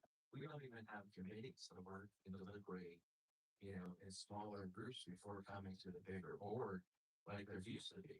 We used to have a workshop meeting at the beginning of the month where those discussions occurred. And then we got a general consensus and then we put an action item on for the third. Wait, when did that happen? Like, you brought that up a few times now, and in my 17 years, we never had a workshop meeting. It's happened. When did it happen? When? Because I've never had one since I've been here. It's been, There was a period when we had 2 meetings per month, that's but they weren't workshop, they were both voting. well, what it started as a workshop meeting, I believe the school district has, you know, a workshop meeting and then it I happens. used to do boroughs, and I came from, before being here, I was in 2 boroughs, in South boroughs. I was at those meetings. I know West Deer used to have 2 meetings a month. You know, so in the absence of having 2 meetings and no discussion, we're all working behind the scenes, you know, and I'm sure, you know, you don't want for as many people who are in this room, the same question, home in the township building, to say, hey, I have a question, but it's the same question. And you have to answer that question 39 times, you know, or you have to answer that question to 5 different supervisors. And we're getting hammered with right to know requests because, you know, people are saying we're not transparent. I think we. Well, then that was what I was thinking, like, it's in the memo I gave the board, other people's agendas. They're not 100 pages long. They're 2. I'm not really that much there, so you're talking about other people's municipalities, we're talking about West Air, one our resident to be more vocal. We put an agenda out on Friday. And the meeting is on Wednesday, following Wednesday. Okay, if anybody has a question, they only have Monday and Tuesday and Wednesday. And what if it's really busy? I'm sure that you were busy because we got our in before a little bit late, which is something we'll figure it out. But I would like a little bit more time with not only the residents' agendas, but our supplemental material. Well, it's a lot of material to go through. So real lot of material for a regular resident to go through. I mean, it's 130 pages or whatever it is. So that's a lot. So they're gonna go over the weekend, they're gonna go over that, and then they're gonna have a question either Monday or Tuesday. And then that ties up you as the manager to answer those questions for the residents, while the supervisors may have questions, or there might be a pressing issue. There could be a storm, there could be trees that fall on our concession stand, there could be other things. There could be massive power. So to not be able to get the agenda on there and then not be able to answer questions to residents that come up, I think that's a disservice to the residents. So what are you asking for? Like somebody to be just a little bit more descriptive on this agenda? I would like, yeah, and that meeting went long. Just a clarification, it's not my agenda. Already. Right. Yes, I would like a little bit more descriptive on, some of those other items, and then I would like to figure out a way that we can get that material on there a little bit sooner. Whether it is intended to grab up an agenda, that's put out maybe earlier or whatever, that's a possibility. You wanna get that out to the public or to the board? I would want to start with the board, but I wouldn't mind getting something tentative if we get into a good habit. If you get it out too soon, it's gonna be changed between. Well, that's the issue we have right now. That's the issue. Because that's something that Mr. Payne noticed from his time working here and Chief Liberty noted as well, like, we talked about this at our staff meetings. I try getting people to turn everything in 1 week prior to the Friday that the agenda goes out. Never happens. I'll get things on Thursday, like supervisors, the consultants, people like that saying, we need to add something right now, like, sub board admin in the motion today. Friday and Wednesday is reasonable. And like, I mean, because if you go 10 days early, you're gonna be changing it. Well, I think that you could put it on, if you have a supplement, but I think that, majority of the, like, manager report, that's starting to get in the past month. They're starting to hopefully the other reports that are already done, we'll start firing them off. Or you tell me, you're confusing the manager report with the agenda. Okay, just on the agenda, what gets changed in the agenda? Yeah, that's the other big thing that changed is as supervisors, we would come up here and on the agenda, the police chief would speak, the public works foreman would speak.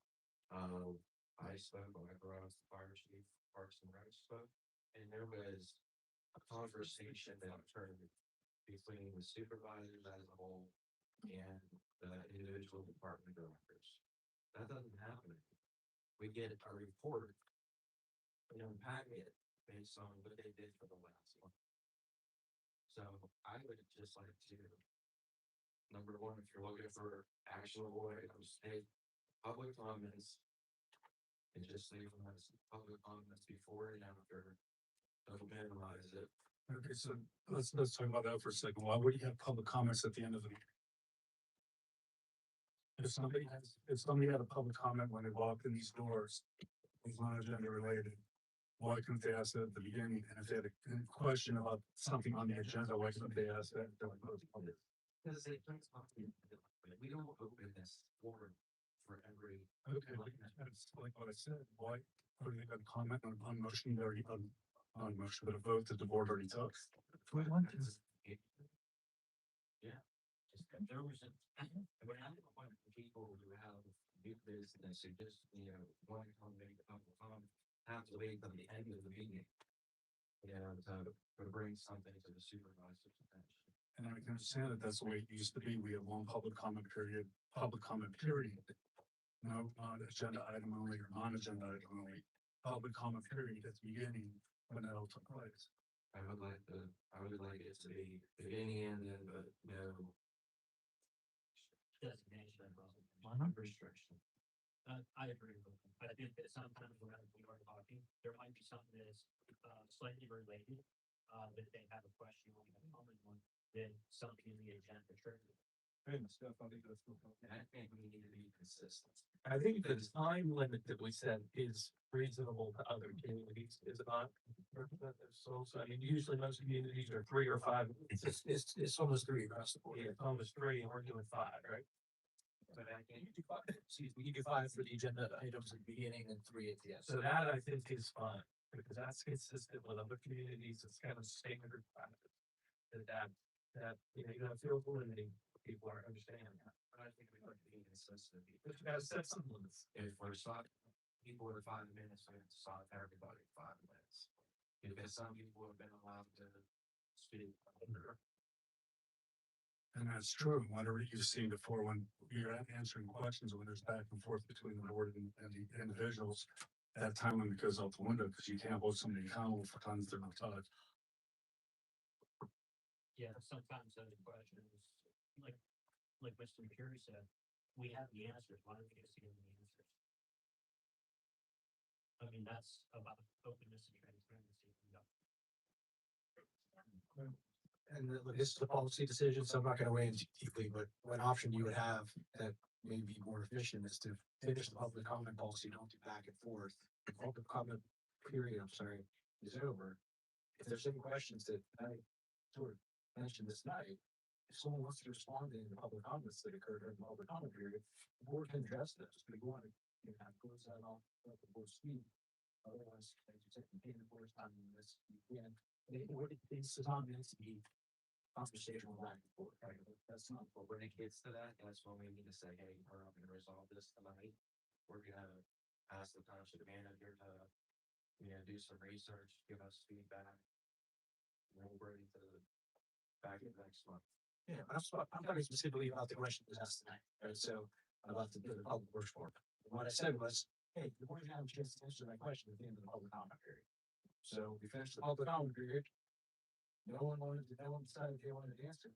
Because you voted to do that, right? And so. Also during the motion. When the item comes up. It could have been part of the discussion, right? But no one wanted to do that either. So, you know, I think that there's a way to do it, and it's gonna make people feel responded to, but not really send the meeting sideways to conversations that every resident wants to go on that session.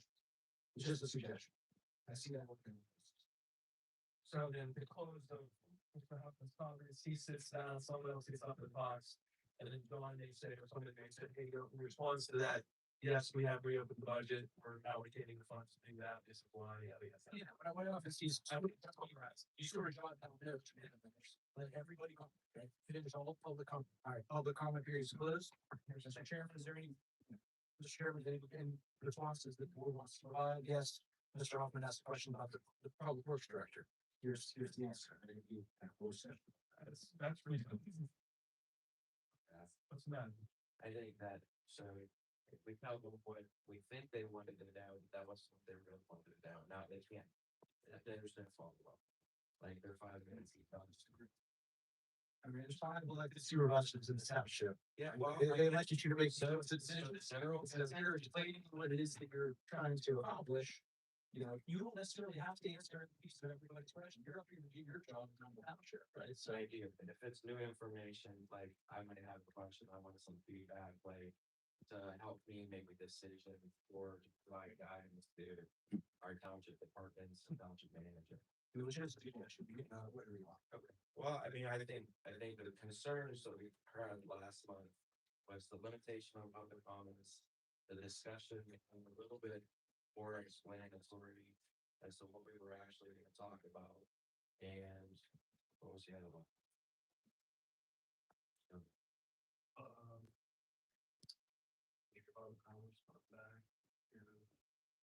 What was the agenda, making the agenda a little bit more. Yeah, that's true.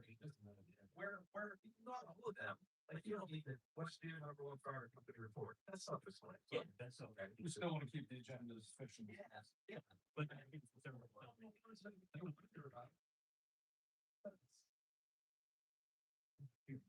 got a question on the, well, we're talking about the, you know, meetings and everything like that. I see Mr. Mayor, has us, you know, for now being recorded. Are we, live on that then?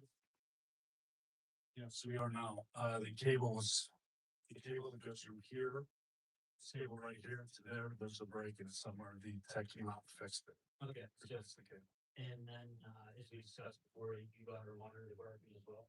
Yes. Okay. Now, did we, what about the transcribed minutes? Have we been- It's the board. This is a policy decision of this board, but the last board said if we're gonna go live streaming, there's no point in having transcribed minutes. Because we are gonna criticize for the transcriptions because the MP4 file or MP3, the audio file gets translated by a program that Mrs. French has, and it translates it incorrectly. And people were saying, well, this is incorrect. Well, yeah, it is incorrect because the AI isn't that good. So she could go through and spend 6 hours, but if you're gonna do that, you may as well just hire a court reporter and call it a day. Okay, so as far as the, going forward, since we didn't do the transcribe, but now we have the recordings, so we're gonna be posting the recordings. Yes, because that's been an issue as well, like I've been going through myself, we haven't posted one of the meeting videos since last autumn. There's a lot of backlog on those, the last 2 meetings have no video. when the tech was out here, we loaded everything onto a flash drive. It had to be converted. I'm still working, as I mentioned before in my report, I'm still working on a better way to do this because this is not working. And I worked with, I had a discussion with Zoom, a guru from Zoom, the actual company Zoom that creates the Zoom meetings. He recommended a couple options and I would like to try those actually because I think there's a much more efficient way of doing this than having me, right now, what's been going on is when we hit record on this, it records into that meeting. Into that room, onto the box itself, but there's no way to get that information off of it except through an FTP site online. And so you have to go to a special site, jot down an address, go to another site, type that in, it downloads it, then you have to have this FTP app that converts it. And then I take that out, I go through the file, convert it, and then we upload it to the internet. And then it's just post the link to it. How long does it take? How long does it take? Hours. No lie, it took each file took about 45 minutes just to convert. And there's like 3 or 4 files per meeting. True. And that's what I'm saying, it's locked, it was locked on a device. So when the tech came out, he was able to show me how we can unlock it. And I have a flash drive in there right now, so I'm hoping that it's copying to the flash drive, so I don't have to go through that entire process. I can take the flash drive onto my computer and upload it. So whenever that 45 minutes sort of to encrypt those, you don't have to be here watching. And I locked up my computer yesterday. Okay. Which we had on the system, this again, to be posted. It should. Okay, that was my question. Just making sure we go forward. Yeah, we're trying. Okay. I mean, it's Can we continue on with the agenda? I think this is the agenda. I think you're gonna be a little more descriptive. If that's what the board is. And we're working through our bugs, with the, I can get us on my agenda. So one of the proposals was to buy a computer for that. We already did that. I'm proposing, what Zoom is saying is if we got a small computer in there, it doesn't have to be a laptop, it doesn't have to be anything crazy. Just a computer that Zoom can run on. We would have to get an additional Zoom room subscription. And then it's a little bit more expensive, but then Zoom runs everything else. It's, we use multiple cameras on different angles together. So, I mean, I think, and this is just my opinion, that we made it a point to approve this videoing of meetings. We posted one video online and it was stopped. And it makes it look like we're just not doing it, even though. And it also looks like when we don't have video that we're intentionally logging, but we're not. Mr. Vance by himself, like if I've turned on the camera, it's showing the iPad scan. you need some IT help to help you with this, because I don't think a lot of your time should be dedicated. It should be. We're gonna do something to help you. I think we should do that. If we need to buy a computer, I don't think we'll have to spend hours of your day doing that. That's great. Yeah. I mean, it's around it, but it's. And if you can't, then we'll hire somebody to help. That's what we're trying to do. All right, moving on.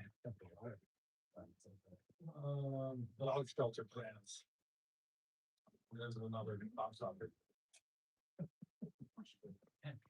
The dog shelter plans, we've received some bids. Myself and Mr. Payne sat in on some of these, well, most of these meetings, and they, the bids came back a lot higher than the amount of the grant that we got. So at this point, you know, when people will say, well, what are you doing with the dog shelter? We only have so much money. Some of the lowest bid, I think, was 1.4 million for renovations. There's a $350,000 grant. So we have to explore some new options. Yeah, so there's a couple different options. Obviously, now we have a agreed upon working model. So with that, I would propose to see if we can do a request for proposal and see if we can get somebody to design, remodel option, with this outlet. And then also an additional new build. So we have two options and see if we can get those numbers crunchable. It's just unacceptable this number right now. There's three options. We could also discuss possibly, if we did a new build, maybe, I know the plans were changed several times with meetings with the architects. I couldn't even keep them straight anymore because,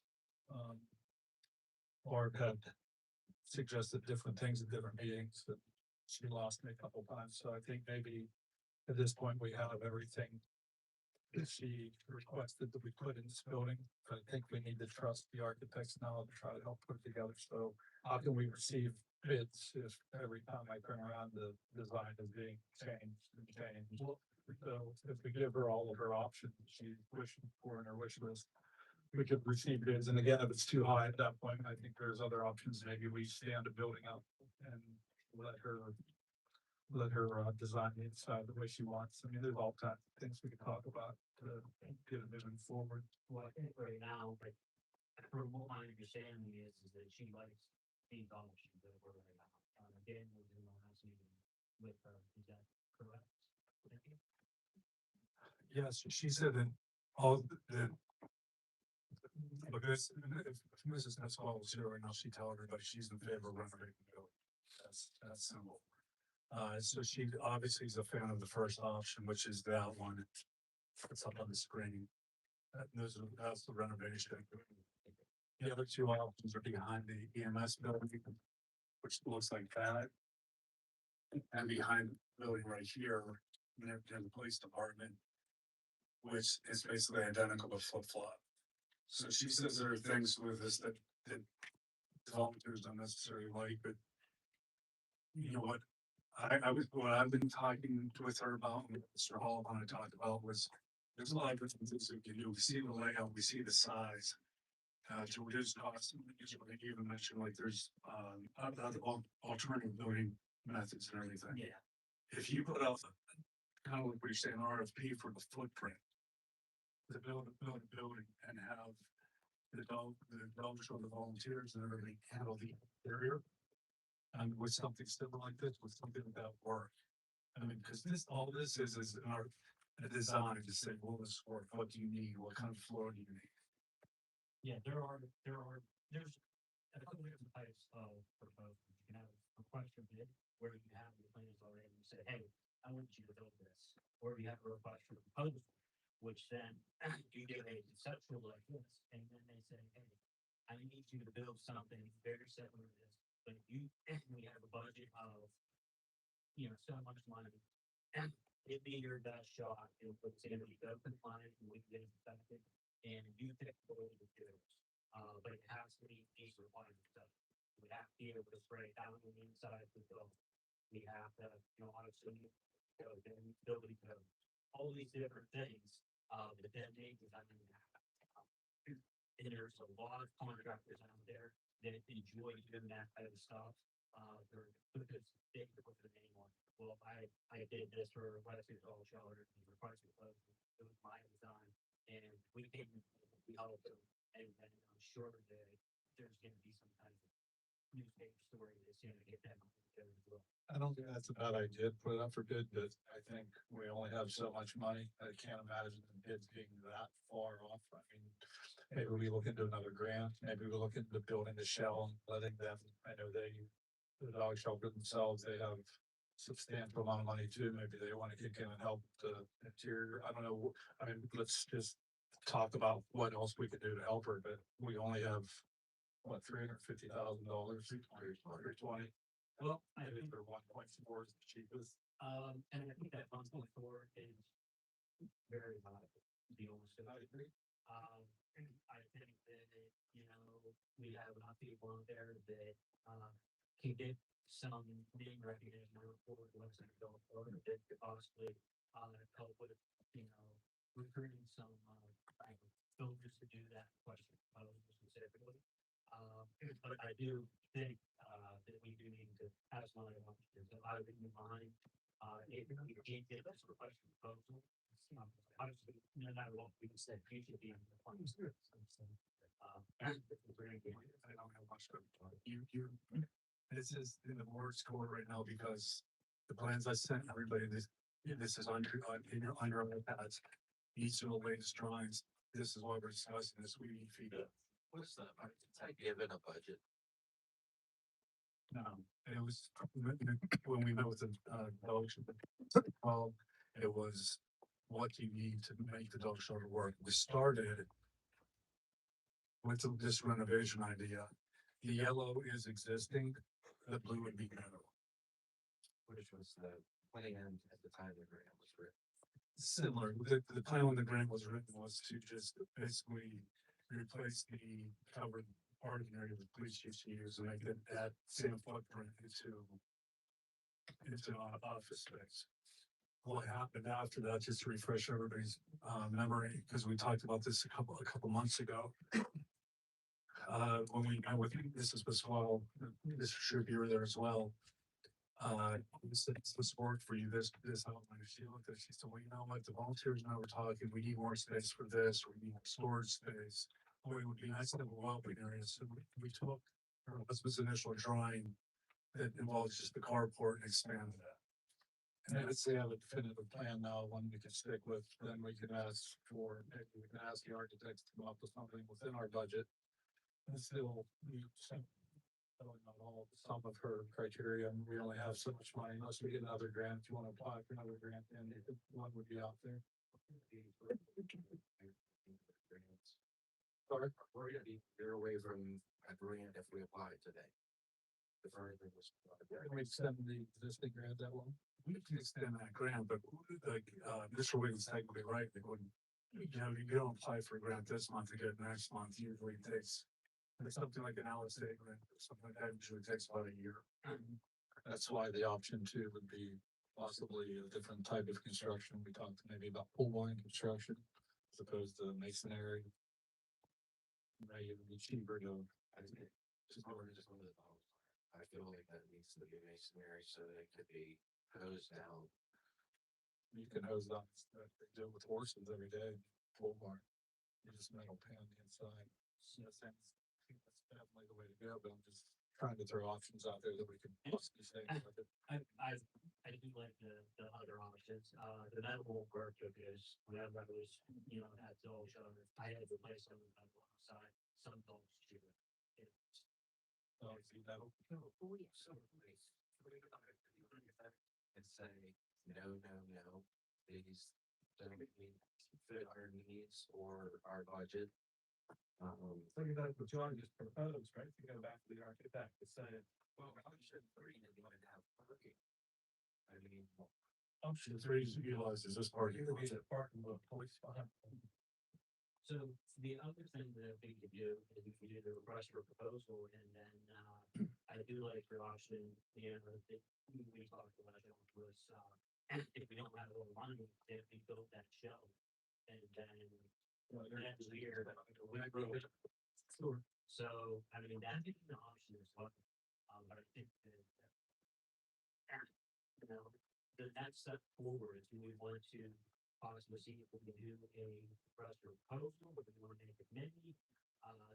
What is our next step is with, okay. We could research some grants for the future, but we could definitely do a request for proposal. And we're kind of, because like this is where I need guidance from the board of supervisors. Well, I think you realize the proposal going to be more or less, I mean, I hate to say it, but I'm a new construction, if we build a shell, I'm not gonna move into, I'll move into, but we get most of it up. Well, you can all do a request for proposal for this, organization. I see They're building out the park. Operable. not necessarily, I mean, you're gonna build the show onto it. So I think that the request for proposal, and if we don't any action this month, then we'll kind of option to put that on back in to start the request for proposals. And I can work with, Mr. Mayor and whoever else would wanna do that, maybe try to get some names, try to, see what they need for that request for proposal. Would it not make sense to go back to the current architect that we're working with, who knows the needs, has the drawings? See what they need from what, yeah, with this down guy, like this is vacant. Like that seems to be the most, from a timing perspective, at least he could get something like, in a few weeks. It's not the bid, if that's gonna take a month, then you gotta entertain the bid, now you're quarter, 3 months down the road. Mr. Fung, what are your thoughts? Because you used to build buildings, right? Like. I don't have any comment on any of this. You hired an architect to build a building. You put everything in that everybody wanted and it came out $1.4 million. What do they gotta do? It's still 3,000 square feet though. I don't know where the $1.4 million is going. I get that. I think there's a need to give them, You need to guide them on what you want. right. That's what you need. And to clarify too, like, and I've said this multiple times, with this building, if it was residential, if it wasn't a government building, probably would have been $4 million a month technically. And there's so much additional costs related to it as a government entity because of restrictions placed on us. Can we do both options? So we reach out to the architect and then give the authorization to see if I can talk to some builders and see if they can give us rough estimate of what a number could be for building the site. Yes. Here's the thing, insurance and every coverage and the whole 9 yards. I don't know who you're looking at to. They'll ensure there'll be a contract. The biggest thing is that they have to build it to last. I mean. Yep. It's the big thing. I mean, we got even this building, hurricanes, different things, tornadoes, different things. That's what you just said. Yes, no, I understand, there's a couple that I have on graduation, so I know that there's one that's will be open to looking at this and getting us a rough estimate. No charge to the township, and at least you have a number that, hey, we can probably do for this. But I don't think, Bill, unless you have a thought in your head where you're gonna cut things and what you're gonna do, you're not gonna be able to give them any information. So that's why I said, go back to the original line, say, look, this is way out of line. I will have some ideas where it comes, What we gotta do to cut? so. Did they provide any plans for the concession stand? They did, that was, part of the LSA grant.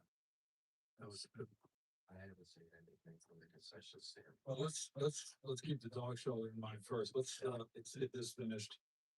Mr. Mayor needs some direction where he's gonna go this month with the dog shelter. Why don't we go back to the architect, ask them if they can scale things back to fall within our budget, or get it at least closer to our budget. Reach out to 1 or 2 contractors. I would like to be involved if you do that. Yeah, absolutely. I think we can all agree that the least expensive option is the current location, expanding it and renovating it. Absolutely not. The least expensive option, it might not be that option. I think that's the most expensive option. That's all the architect just said.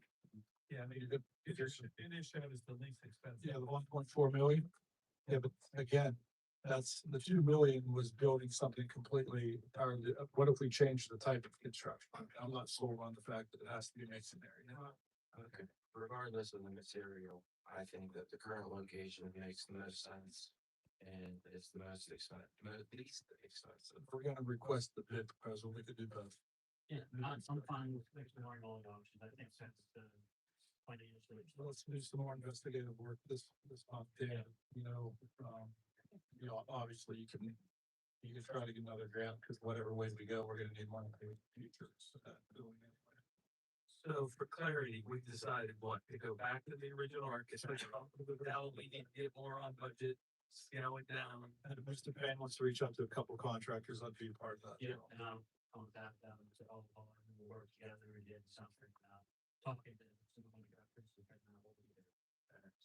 I think the problem with a lot of this too, I mean, I think if we all agree when we were in those meetings, there was a lot of mind changing and, one day it was, I need this, and next, that the architects aren't dragging their feet. They were trying to fix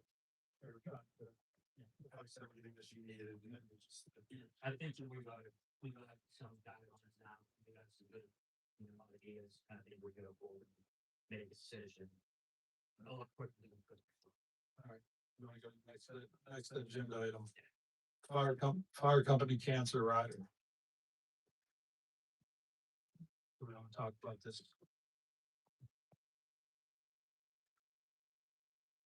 Mr. Wayne, last meeting, you brought this up.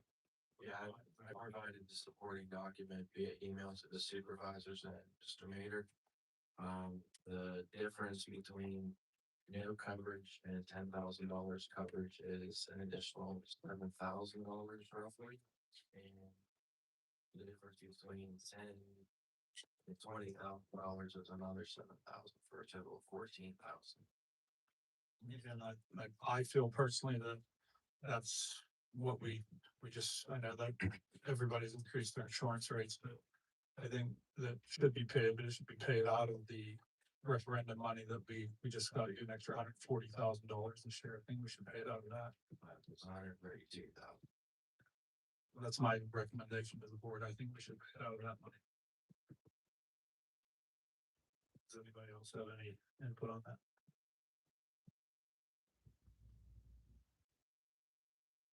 I think that the volunteer firemen, they put their life on the line to go in structures. I think that, you know, there are some possibility that they have some kind of effects from doing that. Whether or not we go with the, I think that's why we put it on the referendum to get them more money. Yeah. It's got them, what, I think, almost $140,000, I think, that should. $132,000. $132,000. I just don't want to burden the taxpayer of what's there with more insurance costs. When I would just do that. do they currently, what are the current needs of, is everybody using that 132? Or they're moving their needs? I guess that would be like. I would say that there's room in all of them, and then we certainly utilize the large majority of ours. So another $7,000 that is going to come out of fundraising. And I can, you know, understand where you're coming from. I mean, I just want to make sure that the firefighters are covered. Because the township pays the workers' compensation insurance now. So it would just be our existing policy if we choose to support it. Whether $10,000 or $20,000, the profit it would make a fourth invoice. Because they currently invoice each of the three fire departments individually, with like $5,800 a year. They have to send a fourth invoice to the township. If the township so chooses to cover it. I was in here last month. The way I understand it, you said the documentation, and I read it and everything, but the way it sounds, and correct me if I'm wrong, the township pays the workers' comp. The fire companies have been paying that Provident policy out of what that's sponsor or your, because I'm also your supervisor right now, but the fire companies have been paying out of their funds over these years, correct? And included the cancer coverage. It did. We pay for the Provident policy. It's a supplemental to workers' comp coverage. And Basically, yeah, coverage. Yeah, basically. And we pay that out of our state foreign fire insurance money, something we get from the state. So, How much did you get from foreign fire insurance? last year was 27,000. So, out of your relief fund? Yes. Okay. And now we have, you know, my department in particular, we utilize that funding for just the insurance, a life insurance policy, a small one, literally $2,500, and personal protective equipment. Yeah, that's pretty much used up every year. So what, I found this odd because it looked like what Provident did is said, here's your same policy, we're gonna take out the cancer and we'll charge you extra for it. Which is basically amounts to an increase, right? That's exactly what happened. Yeah, they took the coverage items of the current policy and made it a rider that you can choose to have or not have. So, And I think if you, my personal opinion, if you decide to go with that, I think that's a great thing to do. But I think with the foreign fire insurance and the increased money we got through the referendum, it should be paid through that money. In my opinion, I don't think we should burden the taxpayers again with another $7,000 when we just got you guys an extra $132,000. Or do you think we're burdened? I mean, that's It's not a burden. $7,000. So It's not that way. You're not gonna build it out to be that way. But we got the township of West Deer, it's just, they're now, they went from $40,000 to $132,000, and it's gonna go up every day with all the new development. So, I mean, if you're using all that money efficiently down there, that should not be, it should be the point, you know, without any problem, am I correct? I would say we use our money efficiently, but we You do? a lot of any expenses which you see on our financial reports that goes on. is that 7,000 for each company or 7,000 total? It is 7,000. Total. So 7,000 divided by 3 fire companies. Correct. So we're talking that 2,000 something. Each for 10,000. I believe the other fire companies already paid theirs. We paid ours before that was even brought up late, so we have to pay the balance. And for clarification, the fire companies are asking, all three companies are asking that you pay out of the general fund? Yes. Is that where the workers' comp insurance comes from? so it's less than $2,500 for each fire company. I was told by one fire company, they were not asking for any money for that. They already paid theirs, so Right, which I agreed as to who that was. I do not want It's myself and number two were at the last meeting. Number two, told me they had already paid their fund and they were not asking for any additional She money. stood here and explained to you what it was. He explained to you, to us what you were explaining, but he said he already paid his. I understand that, and at the meeting. It's clear, we're not asking for any additional money. It said we're not asking for any additional money. Okay. Well, he's not here to defend himself, and at a meeting with all three fire departments and the insurance company, all three fire departments were in favor of bringing in conversation to the township. So either, I think it's a great idea. I think we should do it, but I think we should pay it out of the fire tax. We just increased from 40,000 to 132,000. there was no $40,000. Is there a way to split it? I'm fine with paying it all through the general fund, but I think that they put their lives on the line. We also put up the fire. And I think that for $2,500 for each fire company, I think it shows we appreciate them. It shows that we're behind them. Nobody's disputing that. I'm just disputing where the money comes from. Fund we pay it out of. I think we should pay it out of the fund, just increase. Well, the residents increased.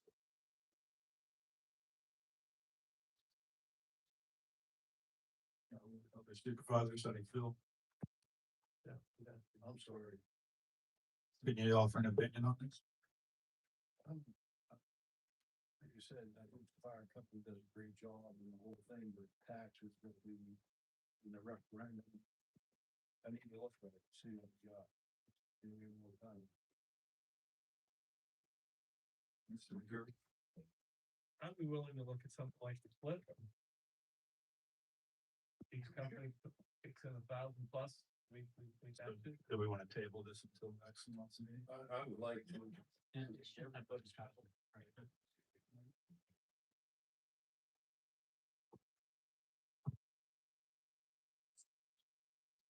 All right, moving on. Referendum options.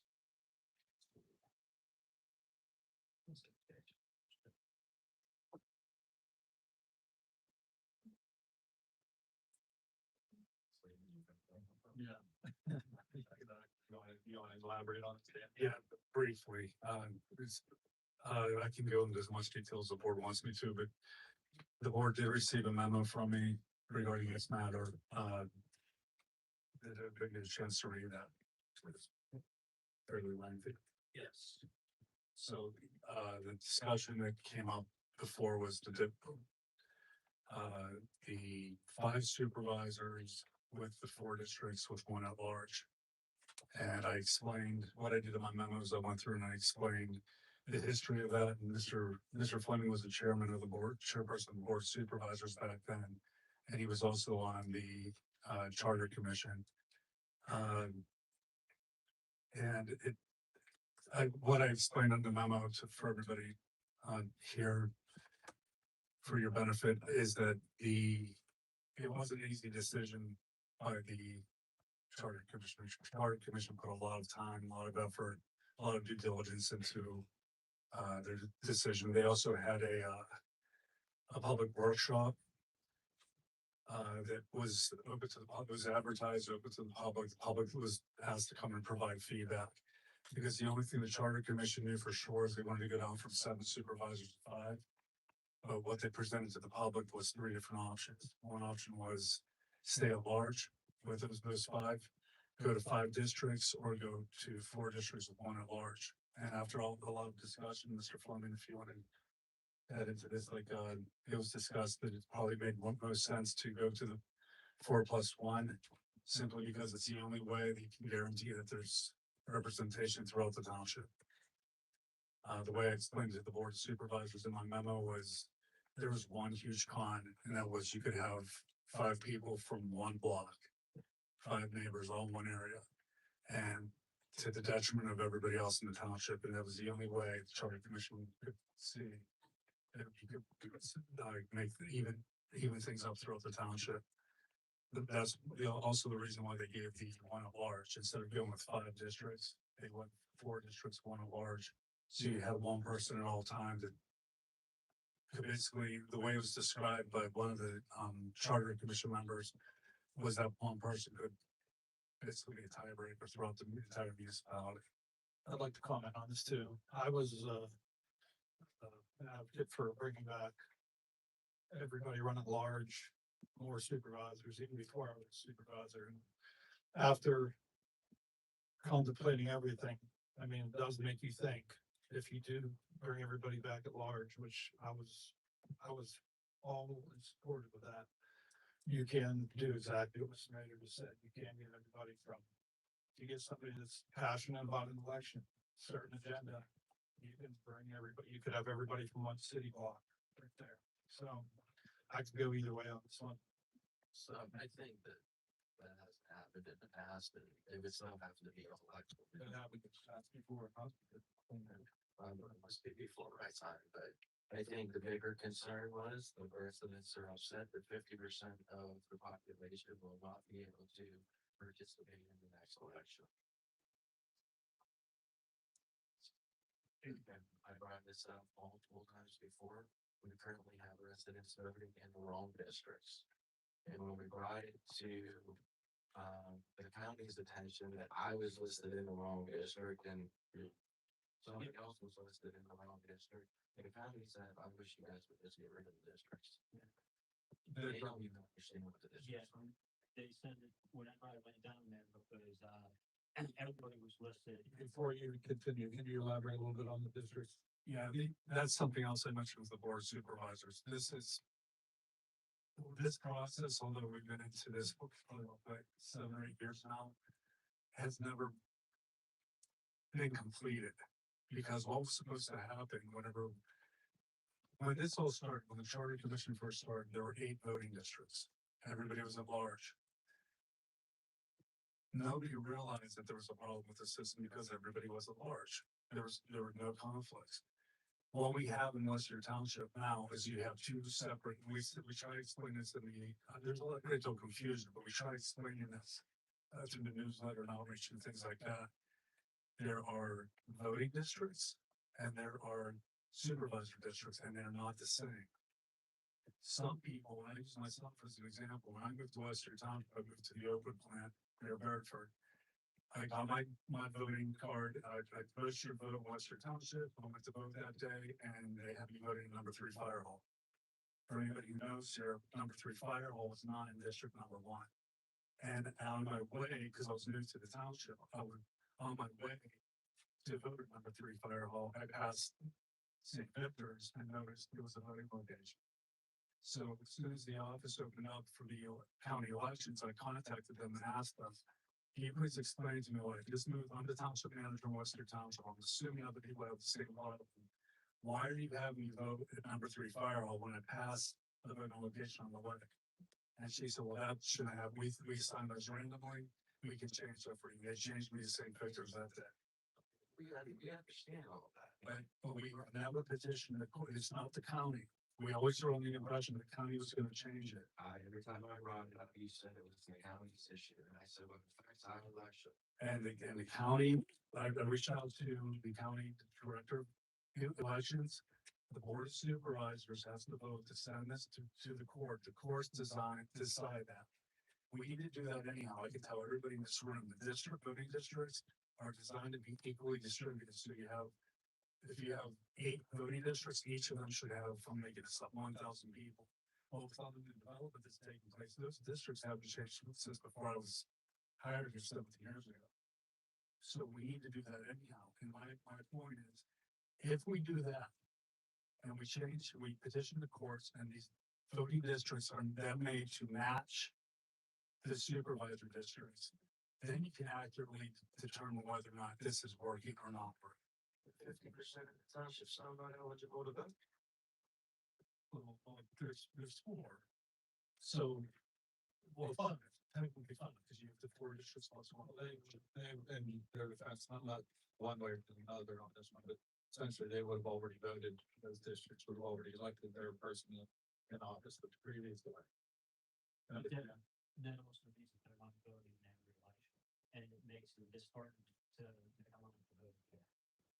And as far as districts go, there is.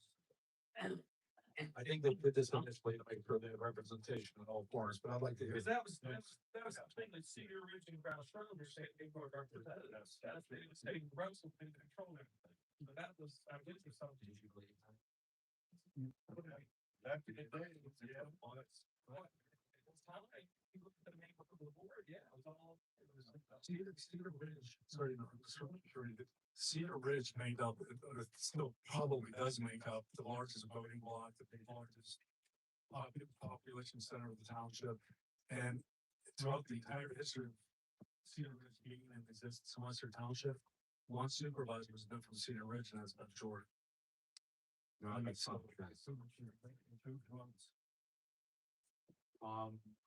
was a gentleman, this was years ago, and the name was Tom. I can't think of his name. He lived in Cedar Ridge. He lived on Sherbrooke Court. But it's still few and far between. Okay, well, right now, currently, does anybody on the board vote for just, I'm in Homerville, so should I vote for Homerville stuff? Should I be concerned with Homerville stuff? No, I'm concerned with everything in the township. I believe that everyone else on the board is the same way. So if they're all at large, I think they're trying to say they want representation from all different points. but you're not going to get the best candidate. And you're gonna, and you might not get the best candidate. You might. If you get everybody from one city block. That's the condition of what. All of those people that are from that same city, or that stands, and they're thinking, just like you're thinking, so, well, Mr. Klein, Mr. Kerr, that, hey, we wanna do everything right for the township.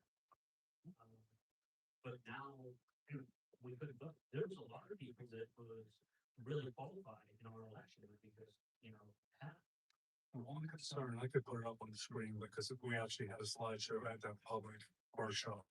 But the one con that came up for the districts was that the commission, and Mr. Fleming, you probably remember this, but the commission was concerned that there wouldn't be enough people running. What happens if you don't get people to run in a district? Well, we don't have that problem.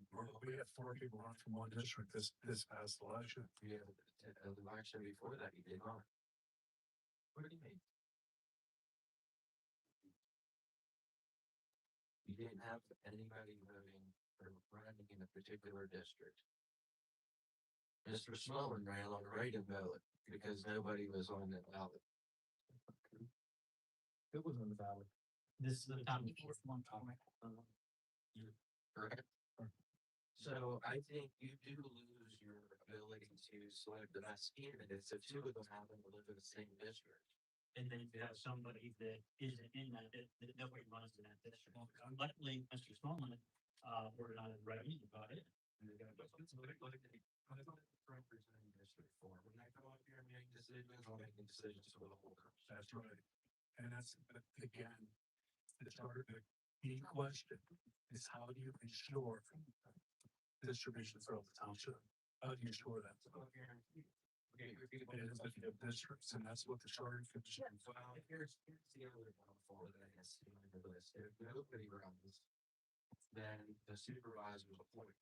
And where does the electors get the opportunity to select the representative? From a particular district. That would have to be from a particular district. If nobody runs in that district, it falls under existing supervisor to appoint somebody. And that's happened a couple of different times. And that's a good supervisor, so it wasn't a lot at that time. But it could be still. I think we should put the general question out to the public. I've heard a lot of it against the districts and I like in favor of them. I understand why they made the decision and what they had to look at before, but I don't think that is realistic. I've heard both, and that's what that's what I'm saying. When charter commission met, it came up a lot of different decisions, lots of different situations. Yeah, I mean, I think I'm here for positives and negatives, both sides. I think, how do we find out what people want some kind of service to table it? Maybe we can table this till next month. This was around last. Just agree up against the deadline to submit. No, I think, if we, as long as we have in May, advertising, we find it. We all go back to the. I got one last one, and it was just, something that I wasn't aware of before, but Mr. Mayor, brought it up when he said that, we did keep this system, that we should look at, adjusting those districts. Mr. Page, just interrupt, like I believe that the board should be sufficient for us to make sure we do these no matter what and what. Okay. That's the districts are not even. Okay, so if we petition reports, what happens whenever a new big housing plan gets done, or two housing plans in an area? We have to, is that something that we have to repetition all the time? Depending on where the boundary line would be, yes. If it was all authority, we would have to do that repetition. I see both sides of this bill, but I think honestly, I think you do your representation. We still eventually would have to, the thing about this, if you have a massive influx of population from one district, not supervisor district, then there's gonna be too many people going to one location and not enough people going to another. We do. Yeah. We have 1,800 in District 8 and 500 in District 4. Exactly, that's why you still have to do it no matter what. I just still recommend that as a board, no matter what the board decides. All right, so let's, we're eating as much as next month, yeah. Permit two. All right, moving on. The Stella Billings. That's cool. Yeah, that's. Just themselves. I can make this, maybe, I alerted the board to this, my manager's report, but we're just voted to hire a public works director. Do we think maybe, I'm not gonna say table, but do you think might be wise just to get his input? Yes, because when we're talking about some of them, I've looked at some of the back alleys. I feel could use asphalt millings reapplied to them. So I would like to gauge on our need versus what we're willing to sell. I do understand that there is an access, so. And we can find something to deal with. I think Mr. Shin's already, right?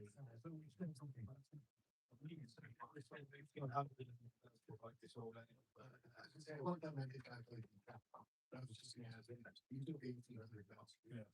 What can you do? I see. I guess we. 3 to 4 times that in there? I was thinking 7,000. And we're getting more this year. I thought we were gonna put that in a contract. That they take the millings. I think, last, like the talk was, them side, I suggested at one point, instead of double handling this stuff, if they only offer you peanuts at the billing, to give back to the, it's maybe to save some money, maybe we could, if we put it out for bid to less than, maybe we could put it out for bid to where if they're delivering somewhere close, maybe we can sell it before, if they commit to taking it all. It said something $4 and we were getting $8 before, maybe we asked contractors if they'd like to buy if it were delivered to them. Yeah. Because if they're in the They're middle, already, they're already good, right? market, you make more money and it will handle it. For future, maybe it's something we can talk about. Just so you know, what I've been told, well, last year, but maybe 2 or 3 years ago, by betting companies is we get a discount if we had them take the notice. And the answer is generally no. And the logic I was told was because everybody's doing mail-in before payment now. There's very few people still do just overlays, which was very popular 20 years ago. And these asphalt, the plants, they have so much material there. They're for the test exam, but we're not gonna pay for it. You will take it, but we're not gonna pay for it. Then they got trucking costs. What were we charging for? $8. But if we could sell to, one contractor or two contractors, 300, it would pay us I don't wanna say retail, but that kind of money where our guys never have to touch it. And It's just we're not doing it, right? Like, we're not selling it currently, right? That's the question. We sold some in the beginning, but The bid we put out, they offer 10 cents a ton. That's crazy. so we could talk about this later. I like the idea of using the informant.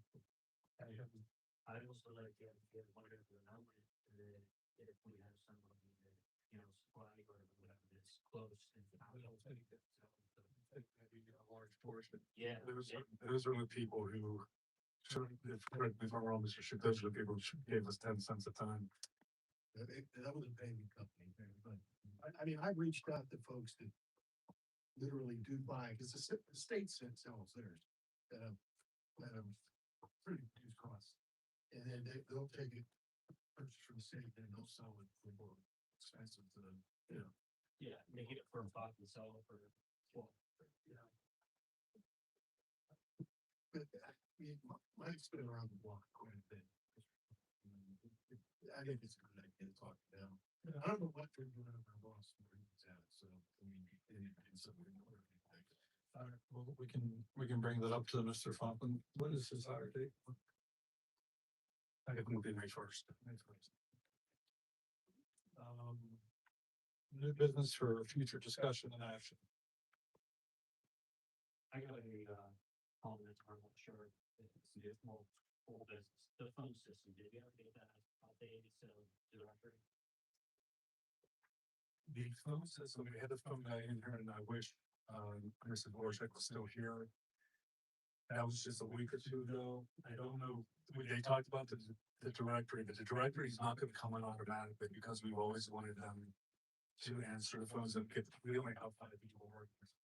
So you have, the personal touch, but if Mrs. What we did discuss is that if Mrs. French is not at her desk, it will go to the directory.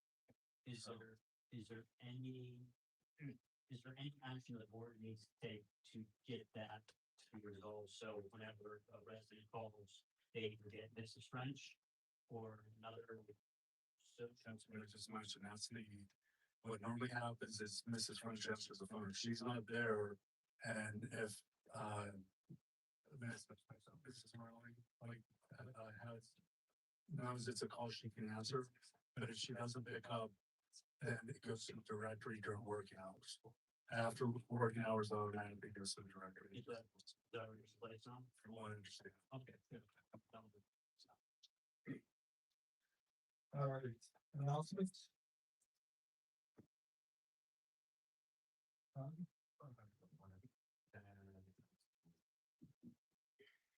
The fire department last year, if there will give us a rabies clinic on April.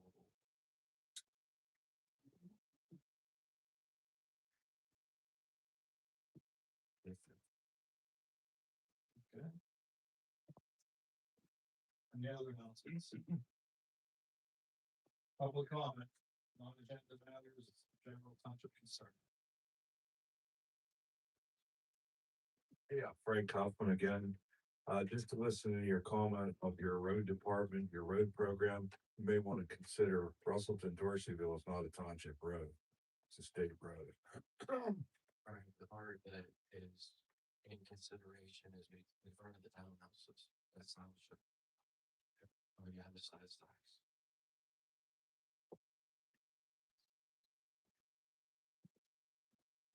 Vicky Austin, Hemlock Street. Documents were submitted to Allegheny County Board of Health for a dehydrator at the Leto site. The documents they included said it will spew over 70 tons of pollutants and known carcinogens into our air yearly. In September 2024, when our gas and oil ordinance was being updated, Proud and members of the public advocated for classifying gas and oil infrastructure as a conditional rather than a permitted use. Doing so would have allowed the township to evaluate these industrial facilities, such as a dehydrator, and thus make decisions to safeguard residents' health, safety, and welfare. Unfortunately, the board opted to make gas and oil infrastructure a permitted use. Now we find that EQT intends to build this dehydrator unit at the Leto site, in addition to the wells and the coming compressor station. Residents near Leto already experience constant noise. I'd like to invite anyone to come on my street. The street acts as a funnel, and the noise just is funneled straight down my street. There's not a person living there who hasn't complained to me. We can now look forward to this pollution in addition to more noise. It didn't have to be this way.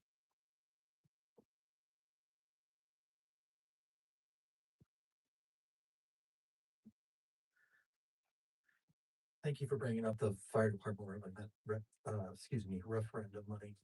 Good evening, Steve Brennan, Bakerstown, Comerville Road.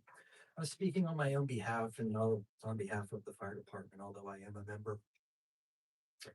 In January, Mr. Mader shared an email with me that you guys discussed in executive session litigation regarding fire company number one. That's my fire company. I think it's possible that very few members of the public behind me are aware that our Board of Supervisors are in what has now become a legal dispute with one of our own fire companies. They also may not be aware that just after the public voted on that referendum that you were talking about, that to our volunteer fire companies on that 2023 ballot, the board took that opportunity within a couple of months to add additional reporting requirements beyond how our tax money is being spent by those departments. I think that everyone agrees, including all three fire departments, according to the meeting minutes that I read, that every single penny of taxpayer money absolutely should be accounted for and publicly available for policy. But what is in question is the requirement for our fire departments, which are all 501c3 nonprofit organizations, to publicly share their private financial accounts with the public, which is very unusual.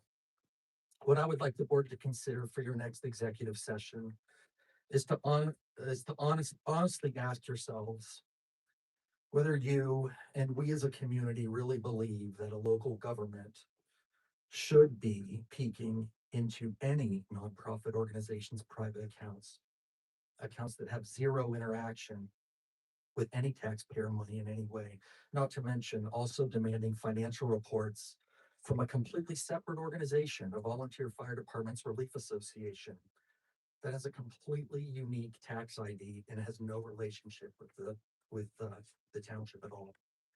I'd like to see renewed discussion, maybe in your next executive session, whether this is what we want to be doing as a community. I was reminded yesterday that this is the 25th anniversary of 9/11 this year, and that's the reason many of us, including myself, became firefighters to begin with. I'm disappointed with what was forgotten in 25 years. I heard you all campaign. I would encourage this new, more transparent board to consider whether it is in the best interest of West Deer to continue to withhold what is so far an entire year, what we now know is $132,000 of funding that you still collected from all of us taxpayers. Thank you.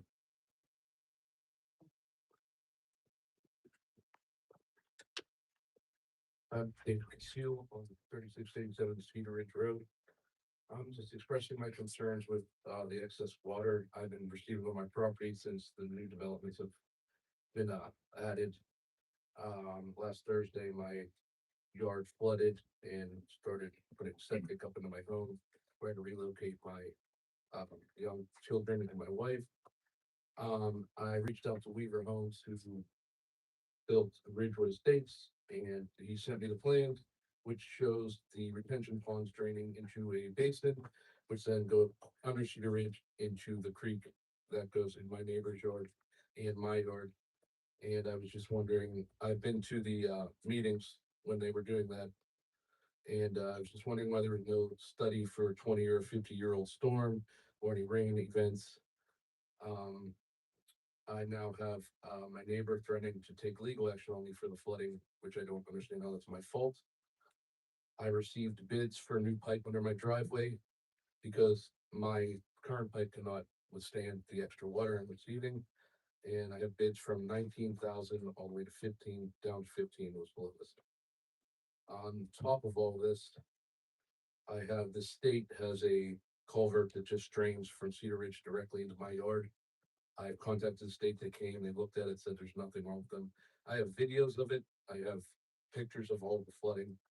I have pictures of my yard flooded and the pipe is shooting out like a pressure washer, which shows that it cannot take that much volume. I also was just wondering why, when they were developing Ridgewood Estates, I didn't see anyone come to see if my pipe would handle the extra bulk. Thank you. And Dave, what size is your pipe? The current pipe, I believe, is 24 inches. My neighbor just had a 36 installed. The neighbor below me has an 8-inch terracotta. So as it gets under the driveway, yes. And you go down to neighbor 2 down has good as 8-inch. He just has 8 inch, yes. So if a twig gets in front of it, that's a whole pond at the bottom. So, whenever they sent you the plans, did it denote what type of, stormwater ponds? They got 1, 2, 6, 8? What do you got? They did not mention that. It shows me there's 2 ponds, and I believe the top pond drains into the bottom pond. And currently, I have pictures of it. Right now, the bottom pond is full of water. So I vaguely remember whenever it was, because this started whenever it was, I think Bruce from the original developer that started. And the plans may have changed, but I think that he originally got approval for it, and it was for infiltration only. So that was, is it possibly just sealed it up? Can we have somebody take a look? I think what it is, Mr. Payne, is that you mentioned that bottom ponds holding water, and it's still acting as a sediment trap. It's not being converted to stormwater, true stormwater condition one. And the reason being, because they still got spare dirt, they're still doing work to build the houses. So, And we've been formal to that. well, the conservation district kind of oversees that. Sediment trap business in the ENS work, so every township can do as well. Mr. Lucas sent me an email a couple of days ago about apparently it's this.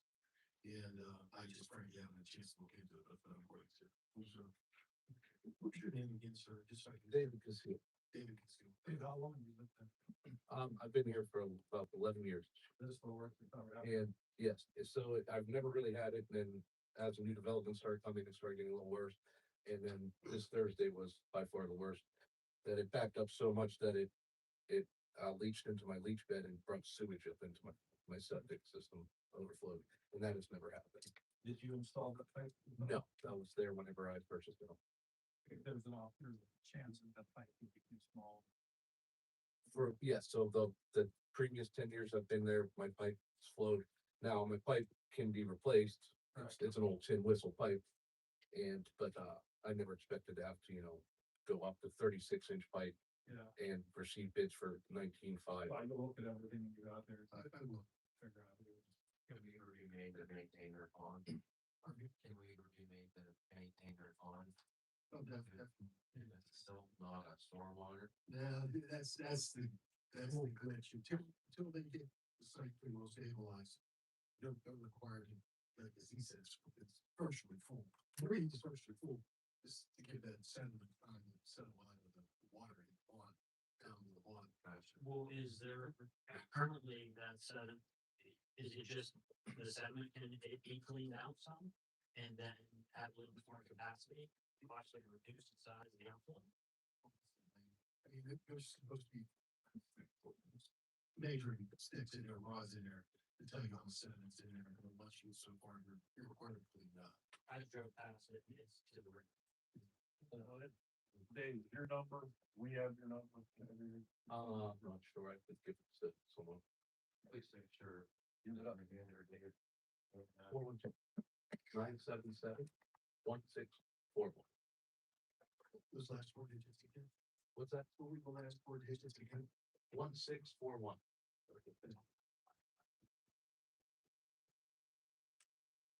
Thank you.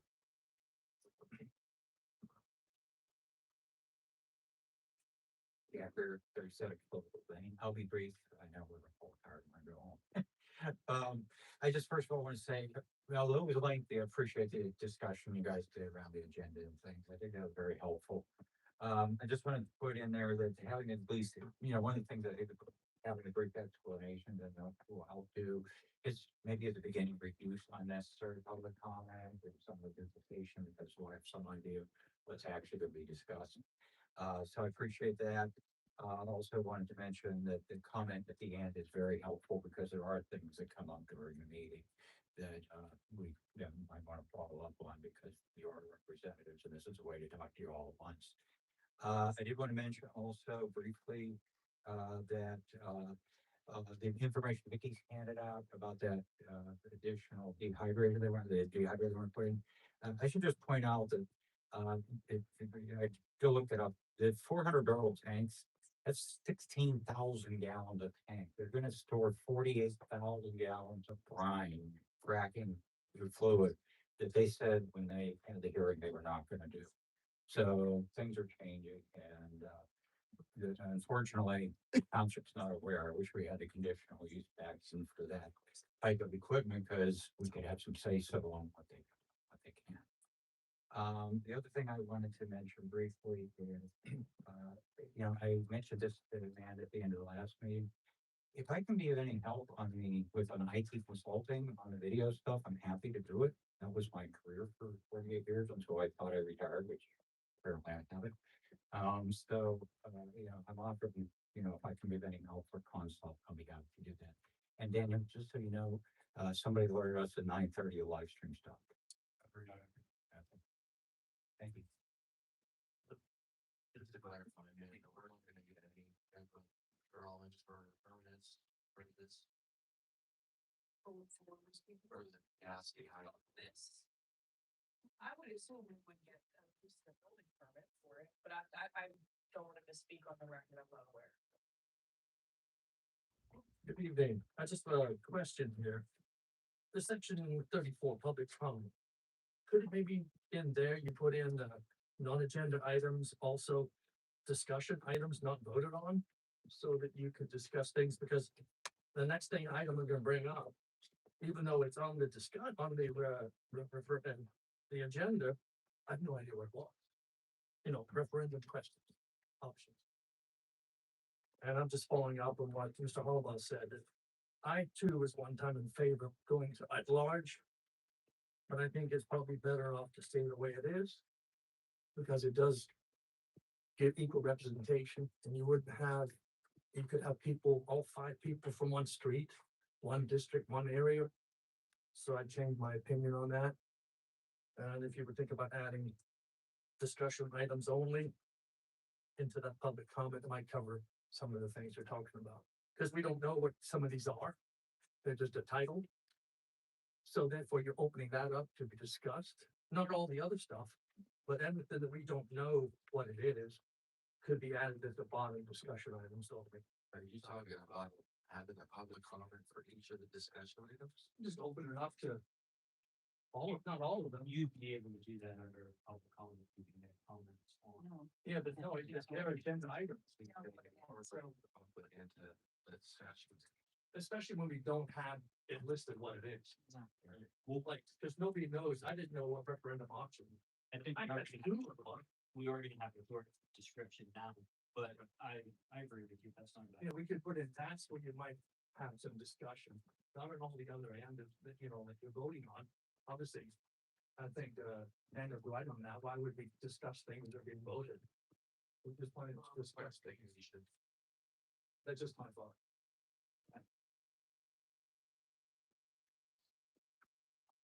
All right, we have a motion to adjourn.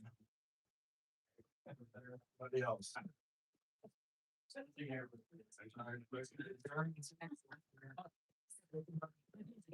Mr. Fleming.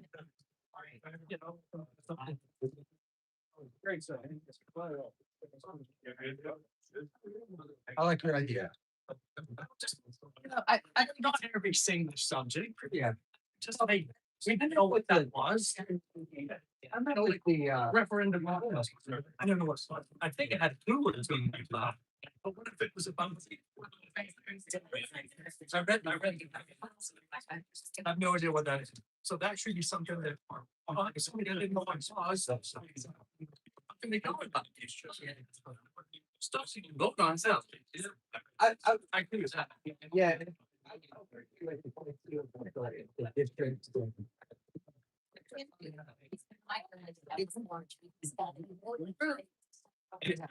We've been here 36 years and then you're right, there used to be everybody from Buckleton, so. You know, you might have, then had stuff. One will be some. That it's works on.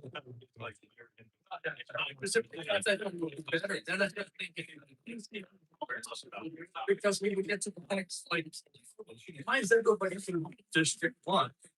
Well, everybody can see the ridge. Everybody. Worst. I. I can do. I changed my opinion. I changed my mind. You go back and say it. Yeah. Then we'll be all. 2 years from now. I'm here for you. I didn't see anything.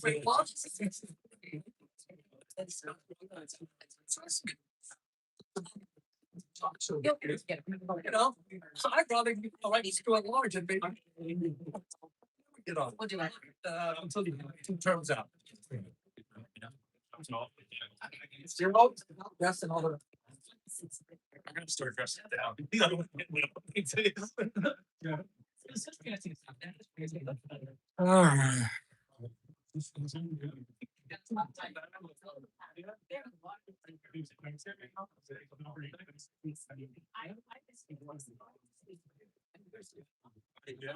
What's your second share?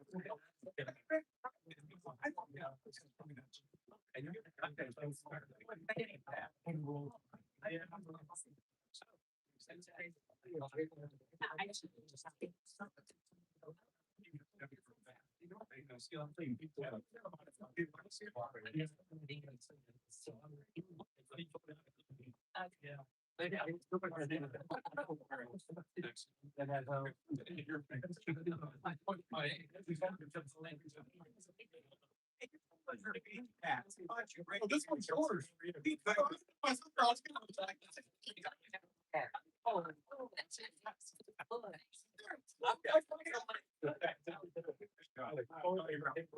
No problem, that's.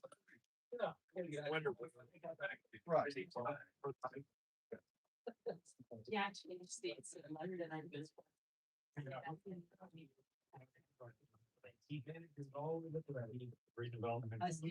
How are you? It's wonderful. to meet you. It's always about it. Yeah.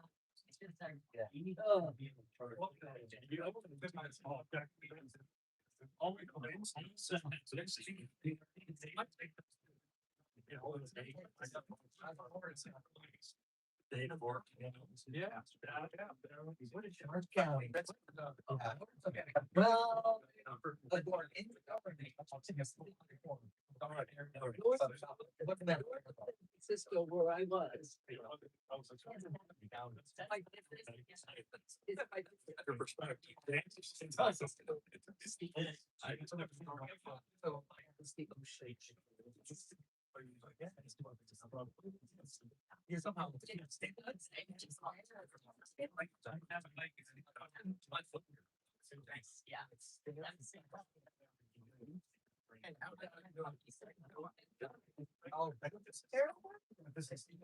All right, I'll see you guys.